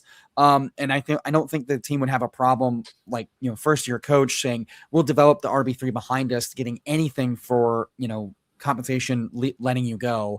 So it sounds like this is a team that wants to do right by him, and that to me says going to a good place to quote unquote die. So it just comes down to can he be healthy, and can he be healthy before the trade deadline? Those are things that make me interested in that profile. I think also contractually he's 2.35 million base salary. That's incredibly tradable. So if you're going to throw, what's it got to be, a 6th round pick to the Cardinals, that feels like good value, doesn't it? I appreciate, they only signed him to a new contract a few months ago. They're probably going to want something back for their $2.5 million that they paid in signing bonus. But, if you're not going to move something, maybe you could move that signing bonus so that it convert into base salary. And, it just screams of doing right by the player. At the time they signed him thinking he'd be the RB2 behind Tyler Algier. They never thought that they'd end up going Jeremiah Love. They fell in love, blah, blah, blah, through the draft process. And then when James Conner realized he wasn't going to get a chance to play, they wanted to help him, blah, blah, blah. And I think that it's even before the season starts is more likely than the trade deadline. But yeah, I think it definitely. If Kamara doesn't get moved, and it sounds like now he's going to more likely stay, that improves a guy like Connor's outlook to potentially go to one of these, I want to use a vet type of quarterback or head coach OC situations. Also, RB3 on most of these rosters needs to be a special teamer. Jeremiah Love's not playing special teams. Tyler Algier's not. So your RB3 needs to. Great shout. I'm not sure I can see James Conner running out on kickoff or things like that. I don't think they want to do that to the guy anyway, to be quite honest. Exactly. Well, bad look for the cancer beater and survivor to also go play special teams at 32. Well, are we taking James Conner here, and then we'll deal with kicker and defense in the last 2 rounds? Yeah, Fairbairn needs to be a running back. Yeah, Fairbairn was the only guy I would probably go over running back. But just to Tyler, get out of here with kicker takes. Rubbish. Absolutely rubbish. Go away. I'm taking James Conner before we even carry on with that. It's no cap Max saying I agree. Think Conner is very live to end up on the lines over Bengals. Haynes enjoying this. Gents got to say my mind is so deep in best ball, not redraft. My mind is being pickled a little by the strategy change up. Not quite ready for it yet. Absolutely, but there's going to be a shit ton of redraft content coming your way over the next few weeks as we start to just turn the page slightly into redraft season. Plenty of good stuff, including some new tools on the website, which aren't revealed yet, which will make redraft season even better. Thank you very much, Haynes. Always good to listen to Free Sharp Minds talk ball, though. Hey, Haynes, I don't know whether you've signed up yet, but you can come to London and you can hang out with us August 22nd, myself, Rich, and Tyler flying for a whistle-stop tour of London. He's going to spend more time in a basement of a sports bar than he probably will out on the streets of London, but it's going to be a lot of fun. Tickets are only £10. We're going to do a bunch of live drafts. We're going to play some games. It's going to be all sorts of fun. We'll watch some people be really crap at beer pong. It's going to be a good time. So if you haven't already, it's already in the Discord, the information. And Haynes, disappointed to hear you say that you can't make it away, but I'm sure you'll have a good birthday. And remember, after this draft finishes at the top of the hour, 35 minutes from now, we'll be diving into the 125 best ball. Gonna have a good bit of time to take a breath, recap this team properly. But as we close in on the kicker and defense picks, Christian McCaffrey, Drake London, Rashee Rice, Zay Flowers, Bashal Tootin, Jadarian Price, Parker Washington, Kenny Gainwell, Chiga Okonkwo, Jaron Johnson, Brock Purdy, Dalton Schultz, Khalil Shakir, Jared Goff, Justice Hill, Ryan Flournoy, K. Dotton, James Conner. Guys, I really fucking like this team. I know. I'm not gonna lie. I got upset when I saw Cam Little go 2 picks after James Conner, but what are you gonna do? I'm a goddamn grinder, Tom. I never realized you loved kickers so much. Yeah. All this best ball we've done without kickers, and all this time we could have been having kicker takes. You don't understand. I hate having to figure out defense and kickers in redraft, and so I've made it my life's work to memorize like the 6 kickers and kicker situations that fucking matter for fantasy, so I don't have to like shift dog shit for dog shit variance crap as much as possible. And Cam Little is out there with maybe the strongest leg and like precision of any kicker outside of Aubrey. Like the dude's got a fucking like just robot leg, and he's so accurate. Now, that said, I'll argue against myself. We did make a bet on Parker Washington and on Tootin for a lot of touchdown equity. And so how many field goals are we really going to get if those two are hitting? That said, lots of scoring opportunity equals still good for kicker. So I'll say fine, but what a tear break. I thought Cam Little went off, picks ago. Well, I mean, my lean is probably towards the defense at this point rather than... Sure, Cam Little's gone. I don't care. Yeah, I mean, yeah, league winner, Cam Little. And you can see why I feel better about it when you've got Christian Kirk going at this point and Emmanuel Wilson. The defensive teams available at the top: New England, the Eagles, the Vikings, the Steelers, and the Ravens. Now, I do think my Ravens under Jesse Minter are going to be a force to be reckoned with, but I'm completely open to whatever you guys like here. Ravens have got an injured Daniel Jones week 1. That's all I care about. Defense, week 1 matchup. Give me that. Yeah. Who's got the juiciest week 1 matchup? DJ week 1 for the Ravens. Anybody else stand out is absolutely horrid, like the Miami. Who's Miami's playing week 1? Raiders. Oh, okay. Well, it's just 2 Eagles playing. week 1. Commanders. Vikings week 1. Packers. Steelers. Falcons. I'd just stick with the Ravens. Ravens are fine. I hate to give it to late them. bye as well, week 13 bye. So let's fine. take that one, and then we can worry about our kicker on the way back. I want to hear more of Tyler's kicker takes. Come on. He's got him in the locker. Who are we looking at? I mean, okay, so here's the thing. You think you can tout? Never knew that Tyler brought kicker takes. This is what I'm talking about, Pete. Ask me about my fucking takes, goddammit. I can give you defensive takes. I can give you kicker takes. I can give you fucking quarterback coach takes, goddammit. I don't care what these players went to college. I care about winning fantasy. And if I have to start a goddamn kicker, I'm going to know the good fucking kicker. Jason Myers going over Cam Little and Fairbairn is atrocious. That's stupid. This is ridiculous. This isn't Pete Carroll's Seahawks. These aren't guys willing to kick 6 field goals a game and just like, hey, Russ, take the night off. This is what I'm talking about. We're doing this pattern matching shit to organizations, to logos, not to actual coaching staffs. The coaching staffs that like to kick a lot, the Texans no other coach with this good of a team and this much talent across the board at all different positions would rather stick themselves on 4th and 1 at the 30 and say, kick it, baby, give me 3, than fucking D'Amico Ryans. It's agitating to no end year after year. And that's why Fairbairn's such a good kicker when he's actually accurate, when he's healthy. He's had some bad stretches, but like, I think he's healthy. And so in your home leagues, this is why you draft. You want guys that can put up 12, 15 points a game. And those are almost always donkey coaches that kick too goddamn much and don't want to. And that's one of the reasons why I don't love CJ Stroud, is because it's a coaching staff that's so fucking conservative. But Cam Little's just a goddamn man with a third leg for a leg, and he just boots the shit out of it. Now, I love the Harrison Mevis pick because if they get Aaron Donald back on that defense, they're going to just absolutely mog this shit out of fucking offenses. And that's going to give a lot of opportunity for the second and third string to just go out there, suck ass, and let the kicker do his thing. Sharp pick. I love that. And the same thing for Eddie Pinheiro is that Shanny just can't help go like, nope, I'm not risking it. We're not doing the 28-3 thing. Line up and kick the shit out of that thing. I don't fucking care. So nice pick there. Pinheiro's not the most talented guy. So the accuracy is what I want, that sweet spot of like frequency and accuracy. Those are the two things I'm looking for in a kicker. Okay. Wow. Fair play. Do you play in many leagues with a kicker still, Tyler? Not enough? I mean, I try not to. And also I will not get well actually by You've got all these takes, you don't even use them.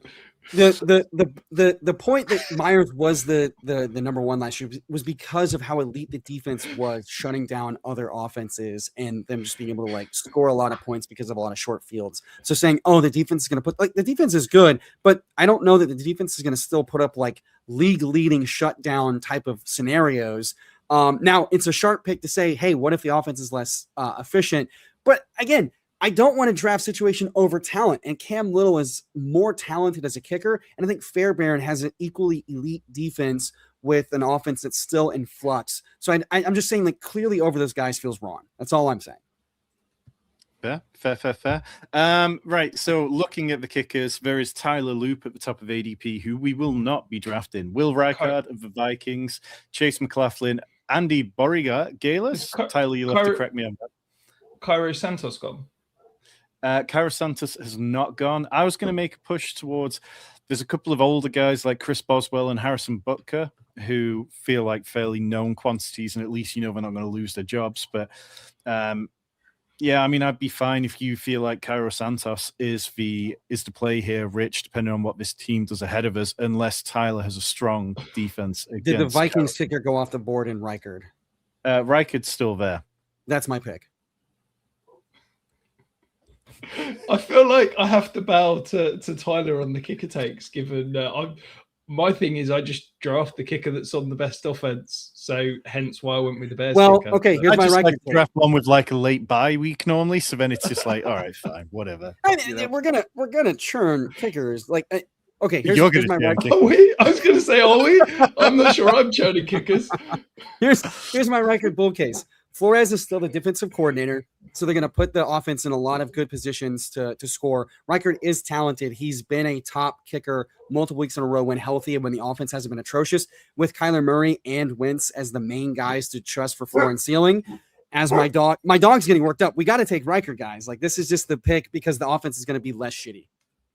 Well, there we go. Will Reichard. I didn't realize that we'd have anywhere near this level of conversation about kickers, but hey, this is what happens when you get into redraft season. Everything, the board flips, everything changes, and we are through 20 rounds with what looks like, I have to say, a really nice team.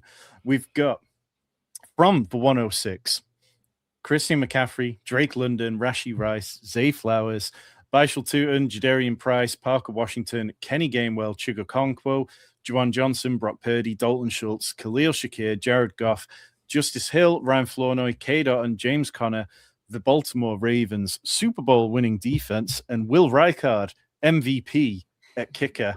So we set ourselves up with a 2-6-6-4-1-1 build. I really like this. I feel like the pockets broke nicely to us. Rich, I was a bit worried we were getting shut out at tight end when we got down to tight end 18 before we took our first one, but we ended up with Chig, Juwan, Dalton Schultz and K-Dot. And I know you kind of pushed a little towards Gunnar Helm. Do you feel like with Gunnar Helm, it would have had a little more upside, or overall, do you feel like this veteran tight end room works nicely? I think that's my one complaint, perhaps, is that I feel like we've gone for 4 guys that I think are floor plays rather than potentially ceiling plays. Now, I guess with tight end, you can always make an argument that they can catch, double-digit touchdowns, and suddenly that's a ceiling play. But maybe there's a little bit more sort of tantalizing upside in a younger guy. But look, I don't think it's a bad thing. As you said, when you get shut out that heavily, that early at a position, to bring it home and have 4 potentially startable guys, I think it's a reasonable play given the strength that we've got at wide receiver and running back. Well, I think with those 4 guys, it allows us to be really aggressive on the waiver wire, playing for that upside shot. Otten is a very clear hold him for a role guy, but because it's never going to be a clear ceiling start case, it's going to be a hope and a prayer of touchdowns. If a guy like Delp or Justin Jolly are breaking out in a role that we didn't see, or any other young tight end, make a play for that guy. Because guys like Mayer are probably going to get cut the first few weeks for other churns in rosters. So if Mayer is a more upside shot, because, hey, let's cut Otten to add Mayer if Mayer gets cut, and we start Mayer if Bowers goes down. I think this is a room I feel very comfortable saying, like, we have enough to get by, and now we can be aggressive with the upside swings on the waiver wire. Yeah, I think, like, quarterback, I feel really happy about, like, Brock Purdy and Jared Goff. Injuries aside, I feel confident in their offenses. I feel confident enough that they're both going to be solid picks, and we can play the matchups. We can use the tools in our rankings each week over on the fantasysanctuary.com to help us with that. And I'm sure that'll make some interesting conversations in the group chat. Running back, it's kind of quite a classic hero RB build with Christian McCaffrey. He basically has to start for us every week. If we lose Christian McCaffrey, then we're going to have to go big on waivers, really, because Bishal Tootin, Jadarian Price, Kenny Gainwell, Justice Hill, James Conner is definitely, it lacks a little ceiling unless somebody else gets fortunate, or if Jadarian Price looks into the RB1 overall kind of situation. I think Tyler sorry, go on, Rich. I was just going to say, how many teams in a tournament league are we going to be able to realistically land if you're first round pick goes down injured? So I think playing scared in a format like this, I don't understand. What is it? Chances 8% of win the league, and then we're talking 1-2% chance of advancing to where the money is. Let's swing for the fences. And of course, like, you kind of have to remember with these, but if you make the final, it is a total point sprint from week 15 to 17, where the overall winner is whoever scores the most points in that period amongst all the teams that have qualified. And this is a very, very top-heavy format. FFPC tends to be quite top-heavy, but this one is perhaps the most top-heavy format that I've seen them put out. It is $100,000 up top, I should say. But it drops down to a matter of only a few $1,000s within 4 or 5 places. Like, it really plummets quickly. So ceiling is very much the name of the game. Whilst in redraft, you want to have a high floor as well as shoot for ceiling. You don't want to build it too flimsy. I definitely feel like that's fair to talk about. Emo, just going back to kind of say the first 10 rounds, when you look at the picks we made versus similar picks around them, is there any situations where you look at it and go, I wish we'd just gone with one of a different player there? I mean, like, through the first 8 rounds, you started to go, man, did we make a miss not taking the McBride fall in tight end premium with the run that happened with the auto drafter? Again, I think the way we were able to capture a very easy breakout tight end in Chig, specifically going after all of these clear guys. Chig's got a very clear path in targets and touchdowns and just opportunity to finish as a top 5, if not a top 3 tight end, just on targets, yards, and touchdowns, and a very open offense for him to do that. So I think that was our very sweet spot of floor, ceiling, and just needing an outcome to fill the spot. And like I said, I think we got guys at the position that allow us to have a very usable floor with some variant touchdown ceilings as we search the waiver wire or matchups for that league winning upside. These late tight ends come in all shapes and sizes, and they break out at oddball times. People forget that Gadsden was a guy you could pick up off the waiver wire last year in the first couple of weeks before he had a league-winning stretch. So, again, being aggressive on the waiver wire is how you end up winning a lot of these leagues, because what people forget is that half of these picks are going to suck. You're going to cut them. They're not going to be good. Like, that's just how this works. You get into like best ball resurrection drafts in just week 4, and you go, oh my God, like after pick 60, the board sucks. These guys suck. So you want to be able to have the flexibility to say we have strength at the top. We have upside chances at some of the darts we've made to be league winners. And that's why I felt very strongly about a guy like Parker Washington over Pierce, because ultimately Parker looks like a guy who could be a Godwin-esque second, third round kind of guy. And that's a league winner in this format. And much like the year 2 bet on Tootin over Bucky, I think that's leaning towards more of the upside in this guy gets more of the work. The offense is better. And ultimately, he just sees more of the receiving work, which is going to create a huge winner in PPR. Jadaean Price, first round running back in the 6th round. There's so many ways that guy breaks as a league winner at a 6th round price. Kenny Gainwell, if he fills in for Bucky, and we kind of make that Bucky fade with that pick of any week, Kenny Gainwell is the clear starter with his pass catching chops. He provided 2 30-point plus games last year in PPR formats. That is huge upside. What we did with London, Rice, and Flowers is we made bets that these guys are too cheap, given their wide receiver 1 potential ceiling outcomes any given week, any given season. And so ultimately, I think what we did well through these first 10 rounds is say that we do not feel weak at any position. And we also have enough dart throws late that we feel comfortable cutting. Because I think that's the toughest part of manage is who am I cutting to go chase the upside? Well, we are strong enough at the top that any of these guys are clear. Hey, we're swinging for the fences to go chase the breakout, whether that's the Puka, the Kyron, the Gadsden, whoever. Go get that guy no matter what. Well, we have enough to get us by, and we have nothing that precludes us from saying, all right, go get that guy. Because the last thing you want to do is, hold on to a guy that you don't go chase the waiver wire guy for the first 2-3 weeks, and then that guy just kind of rots on your bench. We don't want bench mold.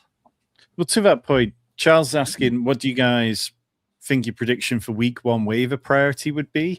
I think that, obviously running back would be the one where I assume that if a situation changed, obviously if we get word of a kind of like a breakout somewhere or somebody who's been undrafted suddenly pops or a rookie. Rich, looking kind of down this point, I mean, Seth McGowan didn't go. Are there any other kind of guys like deep waiver stashes, like deep dynasty stashes that you think probably should have been drafted in this range who you think already we might be intrigued by for week 1 waivers? I think anyone that earns a role week 1, whether that be 10, 15, 20% of snaps, is suddenly going to be very interesting in this sort of format, given the amount of volume that got drafted. I mean, of the kind of young guys, Emmett Johnson didn't get drafted, did he? I don't think. Emmett Johnson went a little bit earlier. Where was he? Oh, he went in 13th. Okay, I take that back. That's I wasn't even looking at that high. I'll be 51. Yeah, but I think potentially someone like that, LaQuint Allen.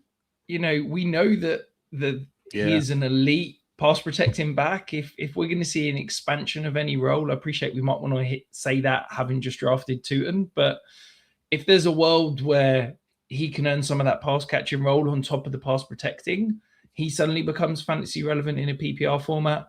I think there's some interesting options out there. Someone like Pierre Strong. I'm a Pierre Strong stan, I have been for about 4 years. So, but depending on what happens with Josh Jacobs, like there's some names that, given the question marks over some of these backfields, if they suddenly pop up and earn a role week 1, I'm going to be happy jumping in and kind of grabbing them. A guy like P. Ryan stands out as a guy that probably should have gone around where Justice Hill went, but he goes undrafted by the looks of it. That's going to be a guy easily that if Connor's still not healthy, and that's the other thing with the Connor and the Hill clicks, is those are viable PPR, swings for fill-ins or ceiling cases, but those are guys we feel very comfortable with chucking back to the waiver wire in as we chase these RBs with ambiguous, positions. Like ultimately, I think there's no team that stands out in my mind more to go chase than Miami. The Miami receivers and the Miami backup running backs are by and large not getting drafted. We see Malik Washington and Greg Dulcich get drafted, and that's it. The Miami RB2 and the Miami starting receiver, whether that's Caleb Douglas or Tolbert or whoever, that guy or those guys present massive value. You didn't even mention the guy that I'm most intrigued by is Chris Bell. Like I've been saying, I think he's for sure. I think he's a waste on a pick because I don't think he's going to get drafted. He's going to get play this year. But let's be honest, if he does start the season on PUP or whatever it is, that guy's probably going to drop him. Yep. That if he does get on the field, to me, he was a borderline first round talent who fell because of the injury. If he is on the field and playing for Miami, he's the clear wide receiver one for me. No, absolutely. And Chris Bell is a tough one because his injury and his timing kind of suggest a guy that is likely to miss a majority, if not all of camp season, but could be active week 1 through 4 if he avoids PUP or if he comes off a PUP. So physically, he can play this year. It just comes down to, will the team do that? Is he responding well to rehab? We haven't really gotten that clarity yet. And then how much does he know the playbook? But also to your point, there's no one stopping him and no reason the team shouldn't, if he's physically capable of playing, to just say, go out there and do your thing. We're okay with it being ugly. We're the worst projected team in offense in the league. We have no problem dealing with the hiccups. For you, just learn on the fly because we need to know what's worth building around going into next year or not. Yeah, I've been talking from a dynasty perspective that I think this is a redshirt year. Like I think they drafted him with a view of 2027 and beyond. Absolutely. I think they gain nothing from rushing him out there. We saw Jonathan Brooks, like the potential for injury off the back of this. So I think that we're going to see him slow play it. Let's get him healthy and let's, if we see him maybe at the back end of the year, great, but let's target 2027 and beyond. Yeah, I think J-Mo stands out as an easy comp, not from a draft capital perspective and potentially not a talent perspective, but even I faded J-Mo for the very same reason in a lot of formats. His first year, he ends up getting on the field. Yeah, I mean that was a team that had Bell earmarked for very obvious reasons. I think one of the nice things that works for Bell is that even J-Mo was able to play a few games. I think it might have been 5 or 6 games his rookie year. Eventually does nothing. We know from the RotoViz historical data on skill position players missing a big chunk or a majority of their first rookie season, OTAs, camp, preseason, doesn't bode well for their year 1, much less career. We've had some exceptions like Jameson Williams. And so Bell does stand out as a guy that if he's physically capable of playing any, they're likely to give him that chance just for evaluation perspective. Teams haven't been too shy about, hey, if you can play, you'll go play. Watson, I know he got drafted and there were reasons to play him, but he, the second he was cleared to play and get on the field last year for the Packers, he does play and he does really well. So ultimately the Brooks, and that's why the Brooks miss his rookie season kind of hurt, because it was such a clear, we have a lot of historical pointers to say if he can play, and he should, he'll get on the field year 1. He ends up having a setback because the surgery ultimately doesn't take. So really what I'm looking for in guys like Chris Bell is good positive news that he's responding well to rehab, he's responding well medically, and he'll be cleared at some point this year. And if we get any of that news, I agree that he's a top priority to stash because he has the opportunity to run a full route and snap share for a team that's going to have to throw a lot and have no reason not to make him the focal point if he's any good. What's your guys' thoughts on the Packers backfield? And obviously we've got the Josh Jacobs situation. It's very much up in the air. No one quite knows. Is there a particular player that you guys are targeting, a particular player that you think is a screaming value at the moment? Or is it a case of there's about 5 guys, I have no idea who any of them are going to be, I'm not touching any of them? I mean, I kind of lean towards Marshawn Lloyd because some of the coach speak, injury speak as well, has been really positive about the fact that, in the same way that Christian Watson supposedly fixed his hamstrings, they're saying Marshawn Lloyd has fixed his issues. But the ambiguity has kind of pushed me back to Josh Jacobs a little bit. Like, I wasn't wild on Josh Jacobs, I think that you can look at his efficiency numbers and say that he's starting to fall off, and sometimes the cliff comes quite quickly. But he's projected to score by Vegas, and I know that this is always a bit of a dangerous game, but he's projected to score the 5th most rushing touchdowns in a team that has leaned to run heavily over the years. He's had 28 rushing touchdowns in the last 2 years. I think if I can keep buying a little bit of a dip on him, I'm probably still the most interested in him. And it's like CMC. I don't really believe in anyone behind him. Yeah, after missing big on Lloyd back-to-back years, I'm absolutely ready to send it all over again. I think he did see a specialist, much like Watson did, to help with the imbalances. And one of the things I think is underrated is that when players that struggle with kind of like soft tissue injuries and compensations actually go get that resolved or at least addressed and they change their regimen. CMC is a great one where people were kind of afraid of that soft tissue stuff. He says, hey, I've gone and I've worked with a specialist to change my off-season regimen, and I'm feeling and working out smart and not hard, and knowing what are the good boundaries for your body as an athlete are so important because you're so big, you're so fast, and this sport's so brutal. So actually managing your body becomes a huge like edge if you're going to stay healthy or not, quite frankly, and how smart the team is. Tom can speak to this as a Ravens fan of like strength conditioning and off-season like repetitions. And that's why the Rams with their medical team of like, hey, and Packers to a different but certain extent of like, we're going to track what you're doing in practice, every practice, and make sure that we're managing you to get you through a full season. And so I'm encouraged to hear a guy like Lloyd finally get to go look into those imbalances and address those things.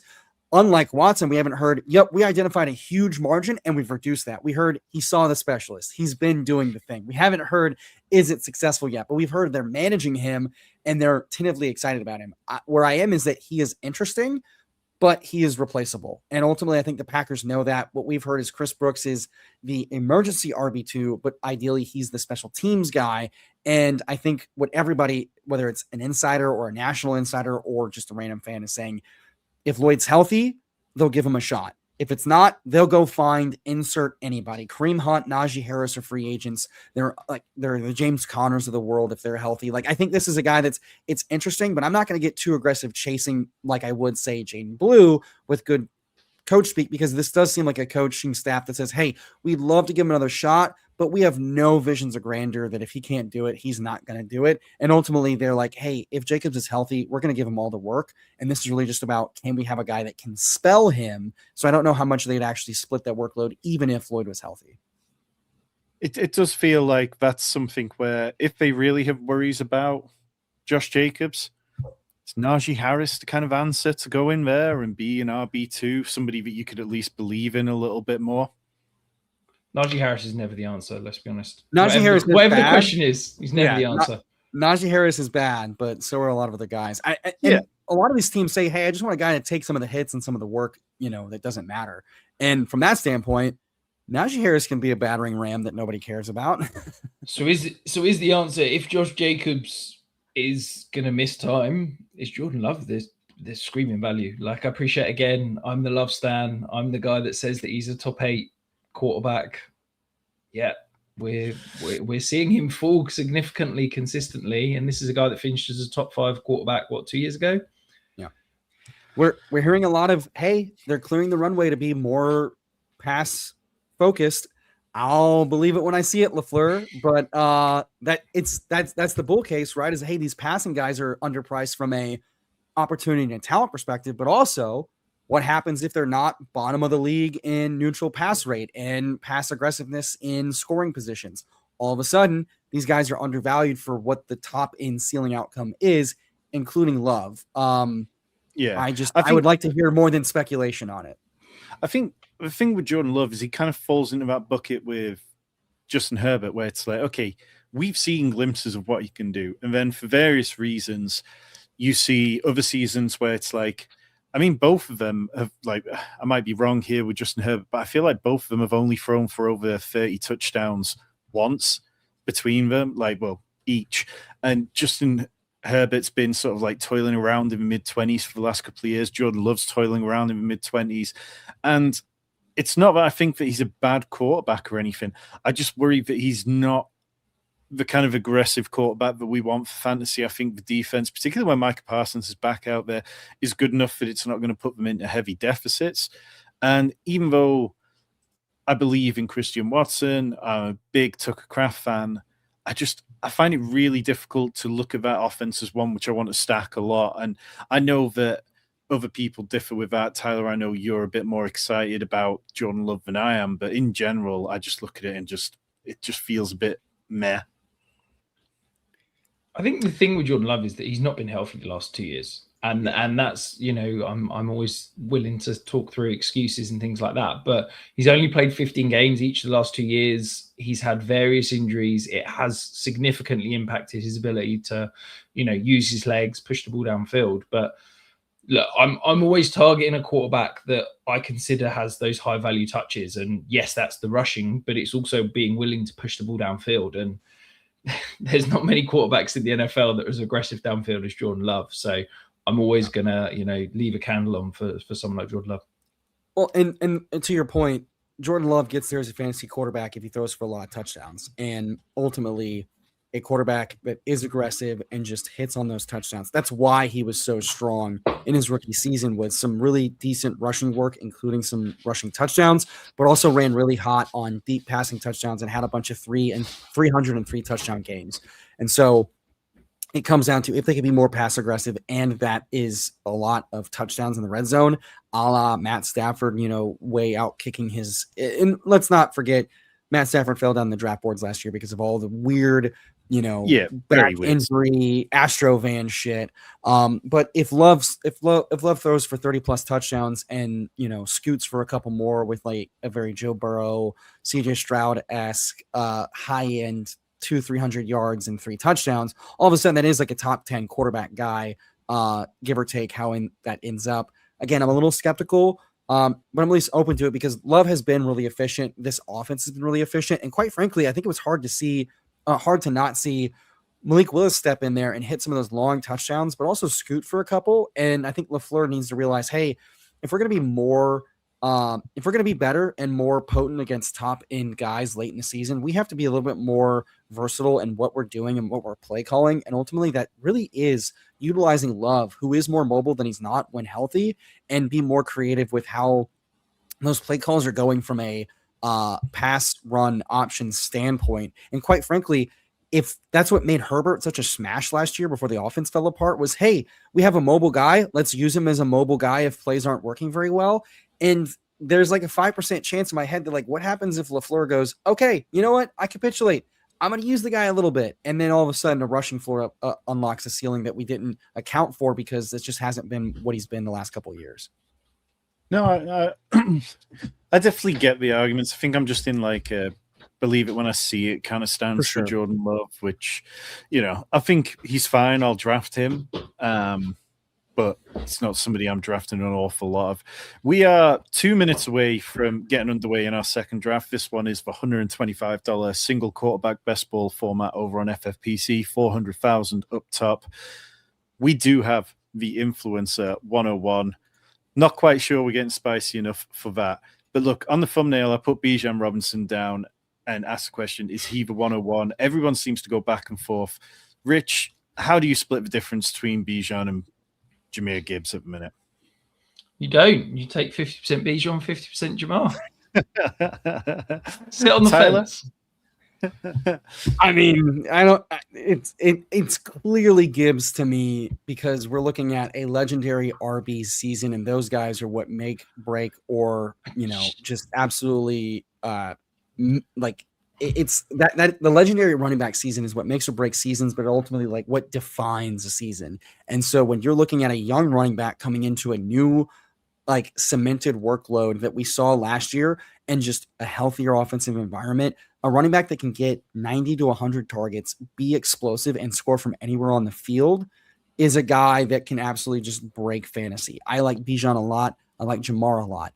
But Gibbs to me is a tier of himself because there's risk of Penix and Tua from a quarterback standpoint. There's risk that the Stefanski split workload running back shit like Bijan's touchdowns can easily regress if they continue to be a little weird about how they split goal line work and end of the quarter work. And I have no worries about that. Like I said, Dan Campbell provides such a really strong floor and ceiling of a scoring environment that just Gibbs is just the clear guy ahead of all those guys to me. I think you're just brushing over the potential catastrophic nature of this offensive line. Like, there is a world that this offensive line completely implodes this year and is a real issue for Gibbs and this entire offense. I don't think I'm rushing off. I think I'm willing to just accept that risk. Their offensive line coach, Dwayne Ledford, very highly regarded, now in Baltimore. Booyakasha. Tyler, I know you've got to get out of here, though. So as this draft gets underway, myself and Rich are going to be sticking around. Myself and Tyler will not be live on Monday this week because Tyler has a whole shitload of stuff going on between, so you think you can tell him that. But Tyler, we appreciate you hanging out, and we'll definitely come back to the managed decisions as we make them through the league. We'll let you get out of here, buddy. And Rich, this is 59 seconds. Which way do you want to split it then? Jahmyr Gibbs or Bijan Robinson? Just because, don't be a pussy. Just because Evo's leaving, I think we should go Bijan. I hope Mexico waxes y'all. Keep hoping. Brilliant. Well, look, right. I'm good with Eva, and like you say, I've kind of been flip-flopping a little bit on the guys and going back and forth. So I'm fine with Bijan Robinson if that's truly how you want to go on this one. Yeah, I think, look, to me, I appreciate everything that Tyler said about what Gibbs could be, but I think Bijan Robinson he's just so insanely talented, and I almost view the quarterback situation as a slight positive in terms of, are we going to see Tua under center check the ball down at an insane rate? You know, let's not forget the amount of targets and volumes that Devon Achane got over the last couple of years. Like, if you're adding that into what I think is the most natural and best running back in the league, I think that Bijan Robinson could have that truly historic, you know, fantasy breaking season where we're going to see potentially a thousand season with elite touchdown production and just absolutely mind-blowing potential. So that's why I'd lean Bijan. 79 targets last year. Now you throw Tua in, who checks down, even if the offensive line's bad. Tua's been dealing with that for the last couple of years and just absolutely pummeling the running backs with that. You look at what Bijan does with the ball in his hand, like led the league in missed tackles force with 75. No other running back was within 27 of him on that. Like, I do think that the touchdowns need to come, but then you remove Tyler Algier, who had 32 carries inside the red zone, had 43% of the carries inside the 5-yard line. It's very easy to imagine that the breakout is coming and that the touchdowns are suddenly going to just pile on, because he was RB2 last year with only 7 rushing touchdowns, which was the lowest touchdown percentage among the top 7 running backs in fantasy. Nobody else was below 3%, and Bijan was at 2%. So it's easy to make that argument, but obviously with Jahmyr Gibbs, you look at Isaiah Pacheco as the only running back of note behind him, and it is easy to make the ceiling case. So yeah, like you, it's very much, it's a tier. I'm happy to take either of them. When I get the 101, it does give me a little bit more pause. In this draft, we go Bijan Robinson, Jahmyr Gibbs, Jamar Chase, Brock Bowers at the 104 in this tight end premium format, Puka Nacua, Amon-Ra St. Brown, JSN, Ashton Genty, and Christian McCaffrey. Ashton Genty went ahead of Christian McCaffrey in the last draft we did, the Redraft League. Are you surprised to see that? Sorry, no, Ashton Genty went just after us. We took Christian McCaffrey 3, and then Ashton Genty went ahead of Jonathan Taylor. Are you a little surprised to see him kind of going this high, or do you think this is another running back who was primed for a breakout? Yeah, look, I love Ashton Genty as a prospect. I think that he showed enough last year to be exciting, but this is more expensive than his cost this time last year. And I think on the whole, he had a largely disappointing season. I think that the Raiders have, added more options into this offense, and I just don't know if the volume is there. Like, do we really think the Raiders is going to be a good enough offense that we can warrant 2 first-round picks out of this offense? Like, that feels slightly bonkers, doesn't it? It does, and obviously last year, whenever you start drawing two players up on a single offense, it becomes fair to question whether they can both live up to that level. I mean, Ashton Genty obviously was just mauled behind the line of scrimmage so badly last year, and if they get any kind of improvement, then perhaps it'll make his life easier on him, and it'll be somebody who stands a chance of breaking out. I'm just not sure that I believe in the situation enough to kind of project them to be, like RB3 overall. It requires an awful lot of points to get that level. Yeah, absolutely. I think, he had 68 targets last year. I think for him to pay off this cost, that needs to be north of 80 realistically. Okay, he didn't have the most incredible touchdown season on the ground, but he did score 5 receiving touchdowns. Like, they both probably regress in opposite directions. So look, I think Ashton Genty could have a really impressive season. 8th overall, running back 3.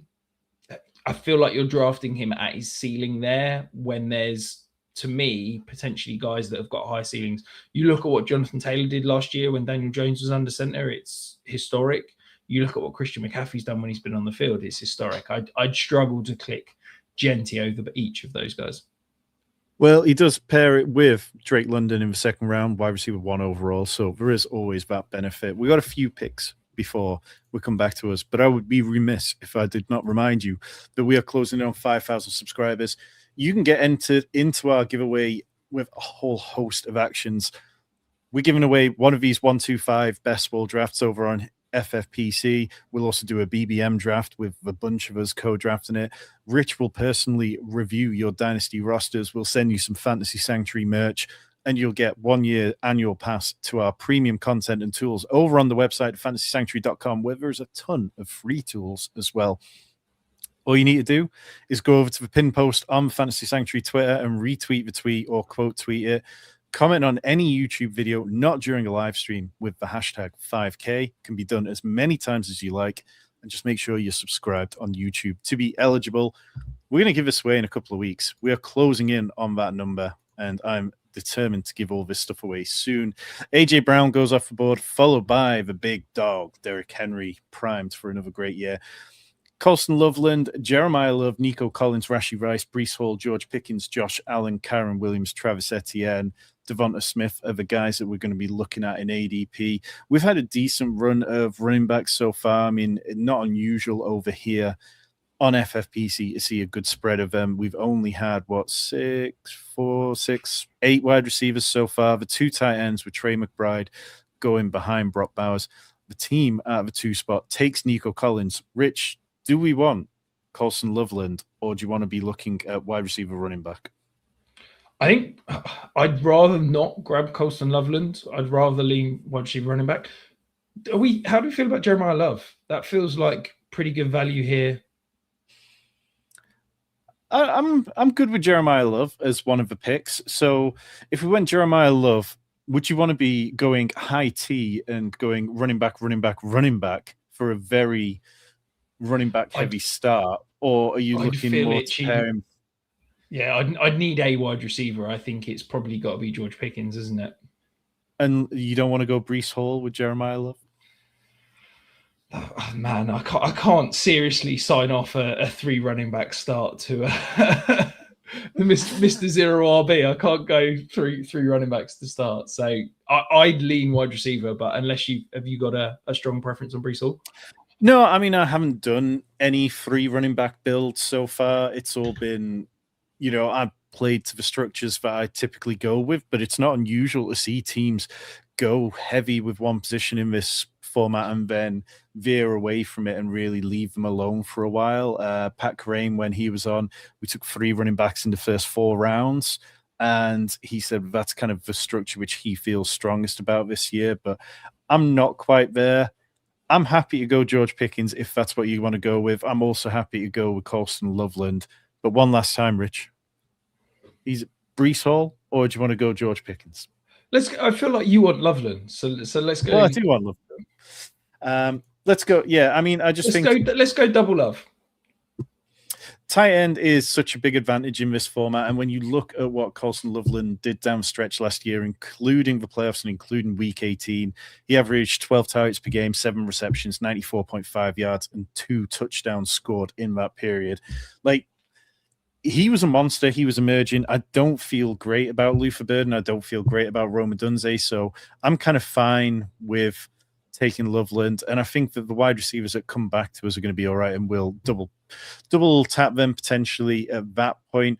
Jeremiah Love obviously feels like he's got a massive upside, and it'd be crazy of me to not take a rookie in round 2 and not hit the clip.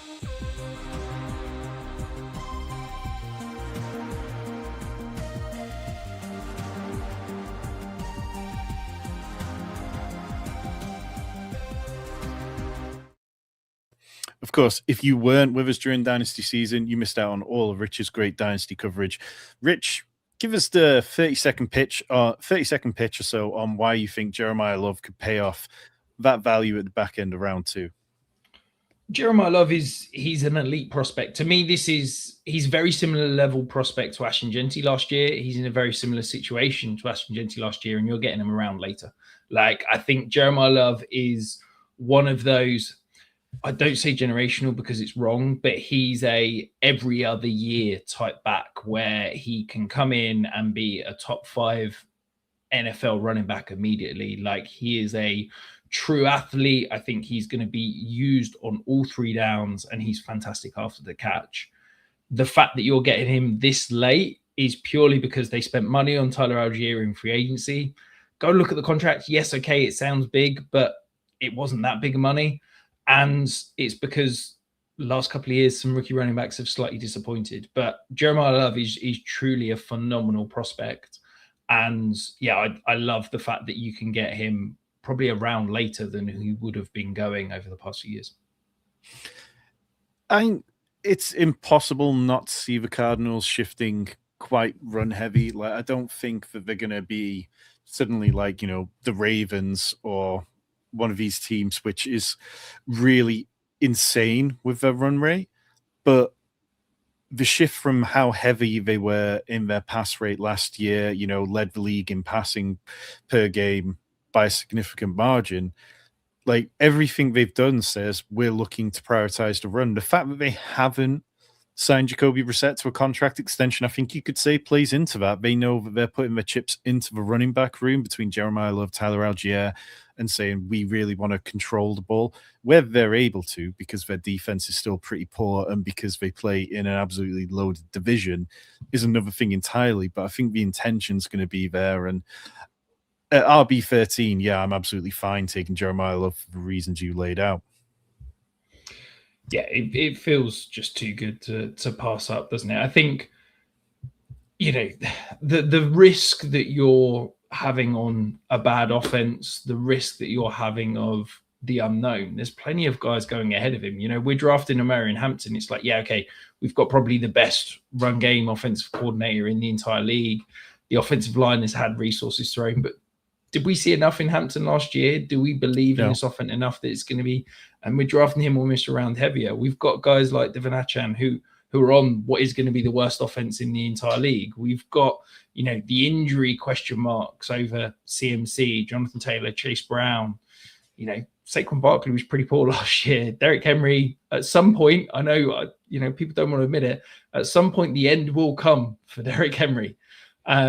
So, yeah, as you said, running back 13 feels like really good value. So I'm confident with that. Yeah, since our pick, then it went Josh Allen going off as QB1 at the top of the 3rd round, which feels too expensive for me. Breece Hall does go as RB14, George Pickens, Rashee Rice, Devonta Smith, Chris Olave, Travis Etienne, Tyler Warren, Garrett Wilson, Josh Jacobs, Ladd McConkey, Kyron Williams, and Cam Scatterbo going as RB18. How do you feel about Tyler Warren going there? Obviously, this tight end premium format does push them up a little bit, but do you think that he is the clear tight end 4? No, I think it's disgusting. I think it's the top 3 are clear above.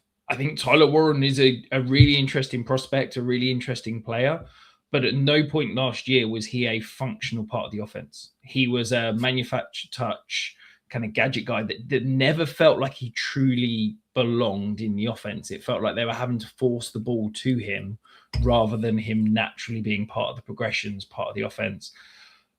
Throw in that the changes that we're seeing at wide receiver, throw in that the Daniel Jones issues of we've still got the Achilles, as I said earlier in the stream. It's the right Achilles, it's his plant foot. We saw the difference between Kirk Cousins and Aaron Rodgers coming off the Achilles because it was right and left foot. And that's where I'm slightly nervous about Tyler Warren. So drafting him this early with that much inherent risk, I'm really nervous about. I would take Harold Fanning straight up over Tyler Warren if I'm going to get a 2-3 round discount. That's an easy smash for me. Yeah, we don't tend to get quite that much discount over here on FFPC, but we do have a little bit of a barrier down to Harold Fanning. His ADP is at 58. We're kind of sitting around, what are we at the minute? Pick 42 overall. Malik Neighbors goes at pick 44. He was somebody that I would have been open to taking on the turn if we needed it. Like best ball, obviously much easier to survive. A little bit of time. T. Higgins goes to the team out of 104 with a beautiful 0 RB build of Brock Bowers, AJ Brown, George Pickens, and T. Higgins. If you haven't already, go check out my Twitter feed or fantasysanctuary.com for a very in-depth article about why you should be drafting more 0 RB teams. We are not drafting a 0 RB team. We are Bijan Robinson, Jeremiah Love, and Colston Loveland. One pick away. Luther Burden goes to Disappoint Haynes, who said he could smell a Burden and Terry double click coming here. I'm not sure that you've been around Fantasy Sanctuary long enough because Terry McLaurin doesn't tend to be one of Rich's favorites. Looking at Andre Swift, David Montgomery, Bucky Irving, Trevion Henderson, Terry McLaurin, Bishal Tootin, Jalen Waddle, DJ Moore, Mike Evans, Lamar Jackson, Devontae Adams, and the aforementioned Harold Fanning. Just one spot ahead of Kyle Pitts, which feels very pricey on Kyle Pitts, but we can talk about that more in a minute. We've got 14 seconds on this team in front of us, 12 seconds. I don't really want to get you diving into player takes only for somebody to take it. Jalen Waddle, who I liked, judging by it, yes. What do you like here? It's not really a great spot for wide receiver, like Devontae Adams, Mike Evans, Terry McLaurin. I think we probably would like to come away with one. Yeah, I think we've got to have at least a wide receiver. As you said, it's not. I probably like Devontae Adams a bunch, but do you feel like that's reaching down too far? Do you think Terry is the option? Bounce back year, maybe. I think Terry's probably fine. Terry McLaurin. I mean, we're only a couple of years removed from a really impressive season when both him and Jaden Daniels were healthy. We talked about it with Chigakonkwo before. There's not much going on in that offense outside of it. So, yeah, with 14 seconds left, I'd probably lean to Terry McLaurin over any of the other wide receivers here. Yeah, I'm fine with that. Okay, so locking in Terry McLaurin, DeAndre Swift, David Montgomery, Bucky Irving, Trevion Henderson, Bishal Tootin, Mike Evans, Lamar Jackson, Devontae Adams. Do we want to take a second tight end and just say we're going to be really strong at tight end and maybe wide receiver will be a bit weaker, but we can play one of the multiple flex spots with a second tight end and look at Harold Fanning, Kyle Pitts, or pull up a Tucker Kraft? Yeah, I'd be fine with Harold Fanning here. As I said, I'd also be happy with Devontae Adams. Yeah, I'm happy to go either. I'm happy to leave it up to you, to be honest, Tom. Running back feels like it's dropped a tier, so I don't want to reach anyone there. And obviously with the two elite guys, I don't think we need to. No. Do we think that 24 picks later, it's pretty flat at wide receiver, isn't it? Yeah, we've got 14 seconds, but guys like Brian Thomas, Marvin Harrison, Jordan Tyson, I'm happy enough with all of them. So let's take Devontae Adams, and I think it works to get him one of those guys when it comes back around as our wide receiver 3. Works fine, and then we'll feel pretty happy about it. Running back, I agree, it kind of feels flat. If you'd started with only one running back, or if you'd started with no running backs there, then guys like DeAndre Swift, David Montgomery, Bucky Irving, Trevion Tootin, they're all fine. But getting them as an RB3 just doesn't feel like it achieves a lot. Instead, I'd rather push it and then rounds 8, 9, be looking at the guys who can be our RB3, RB4, and then potentially allow us to leave running back alone and finish with 4 or 5 running backs total. Yeah, I do think this sort of round 5 to round 8 as an entity feels incredibly flat, both at wide receiver and running back. Like the guys that you're drafting here, I'm not sure there's a huge amount of difference waiting a couple of rounds. As you said, the guys like Marvin Harrison, Brian Thomas, even someone like Parker Washington, Alec Pierce, they feel similar upside, similar outcomes to Devontae Adams, Terry McLaurin. I don't see the huge difference.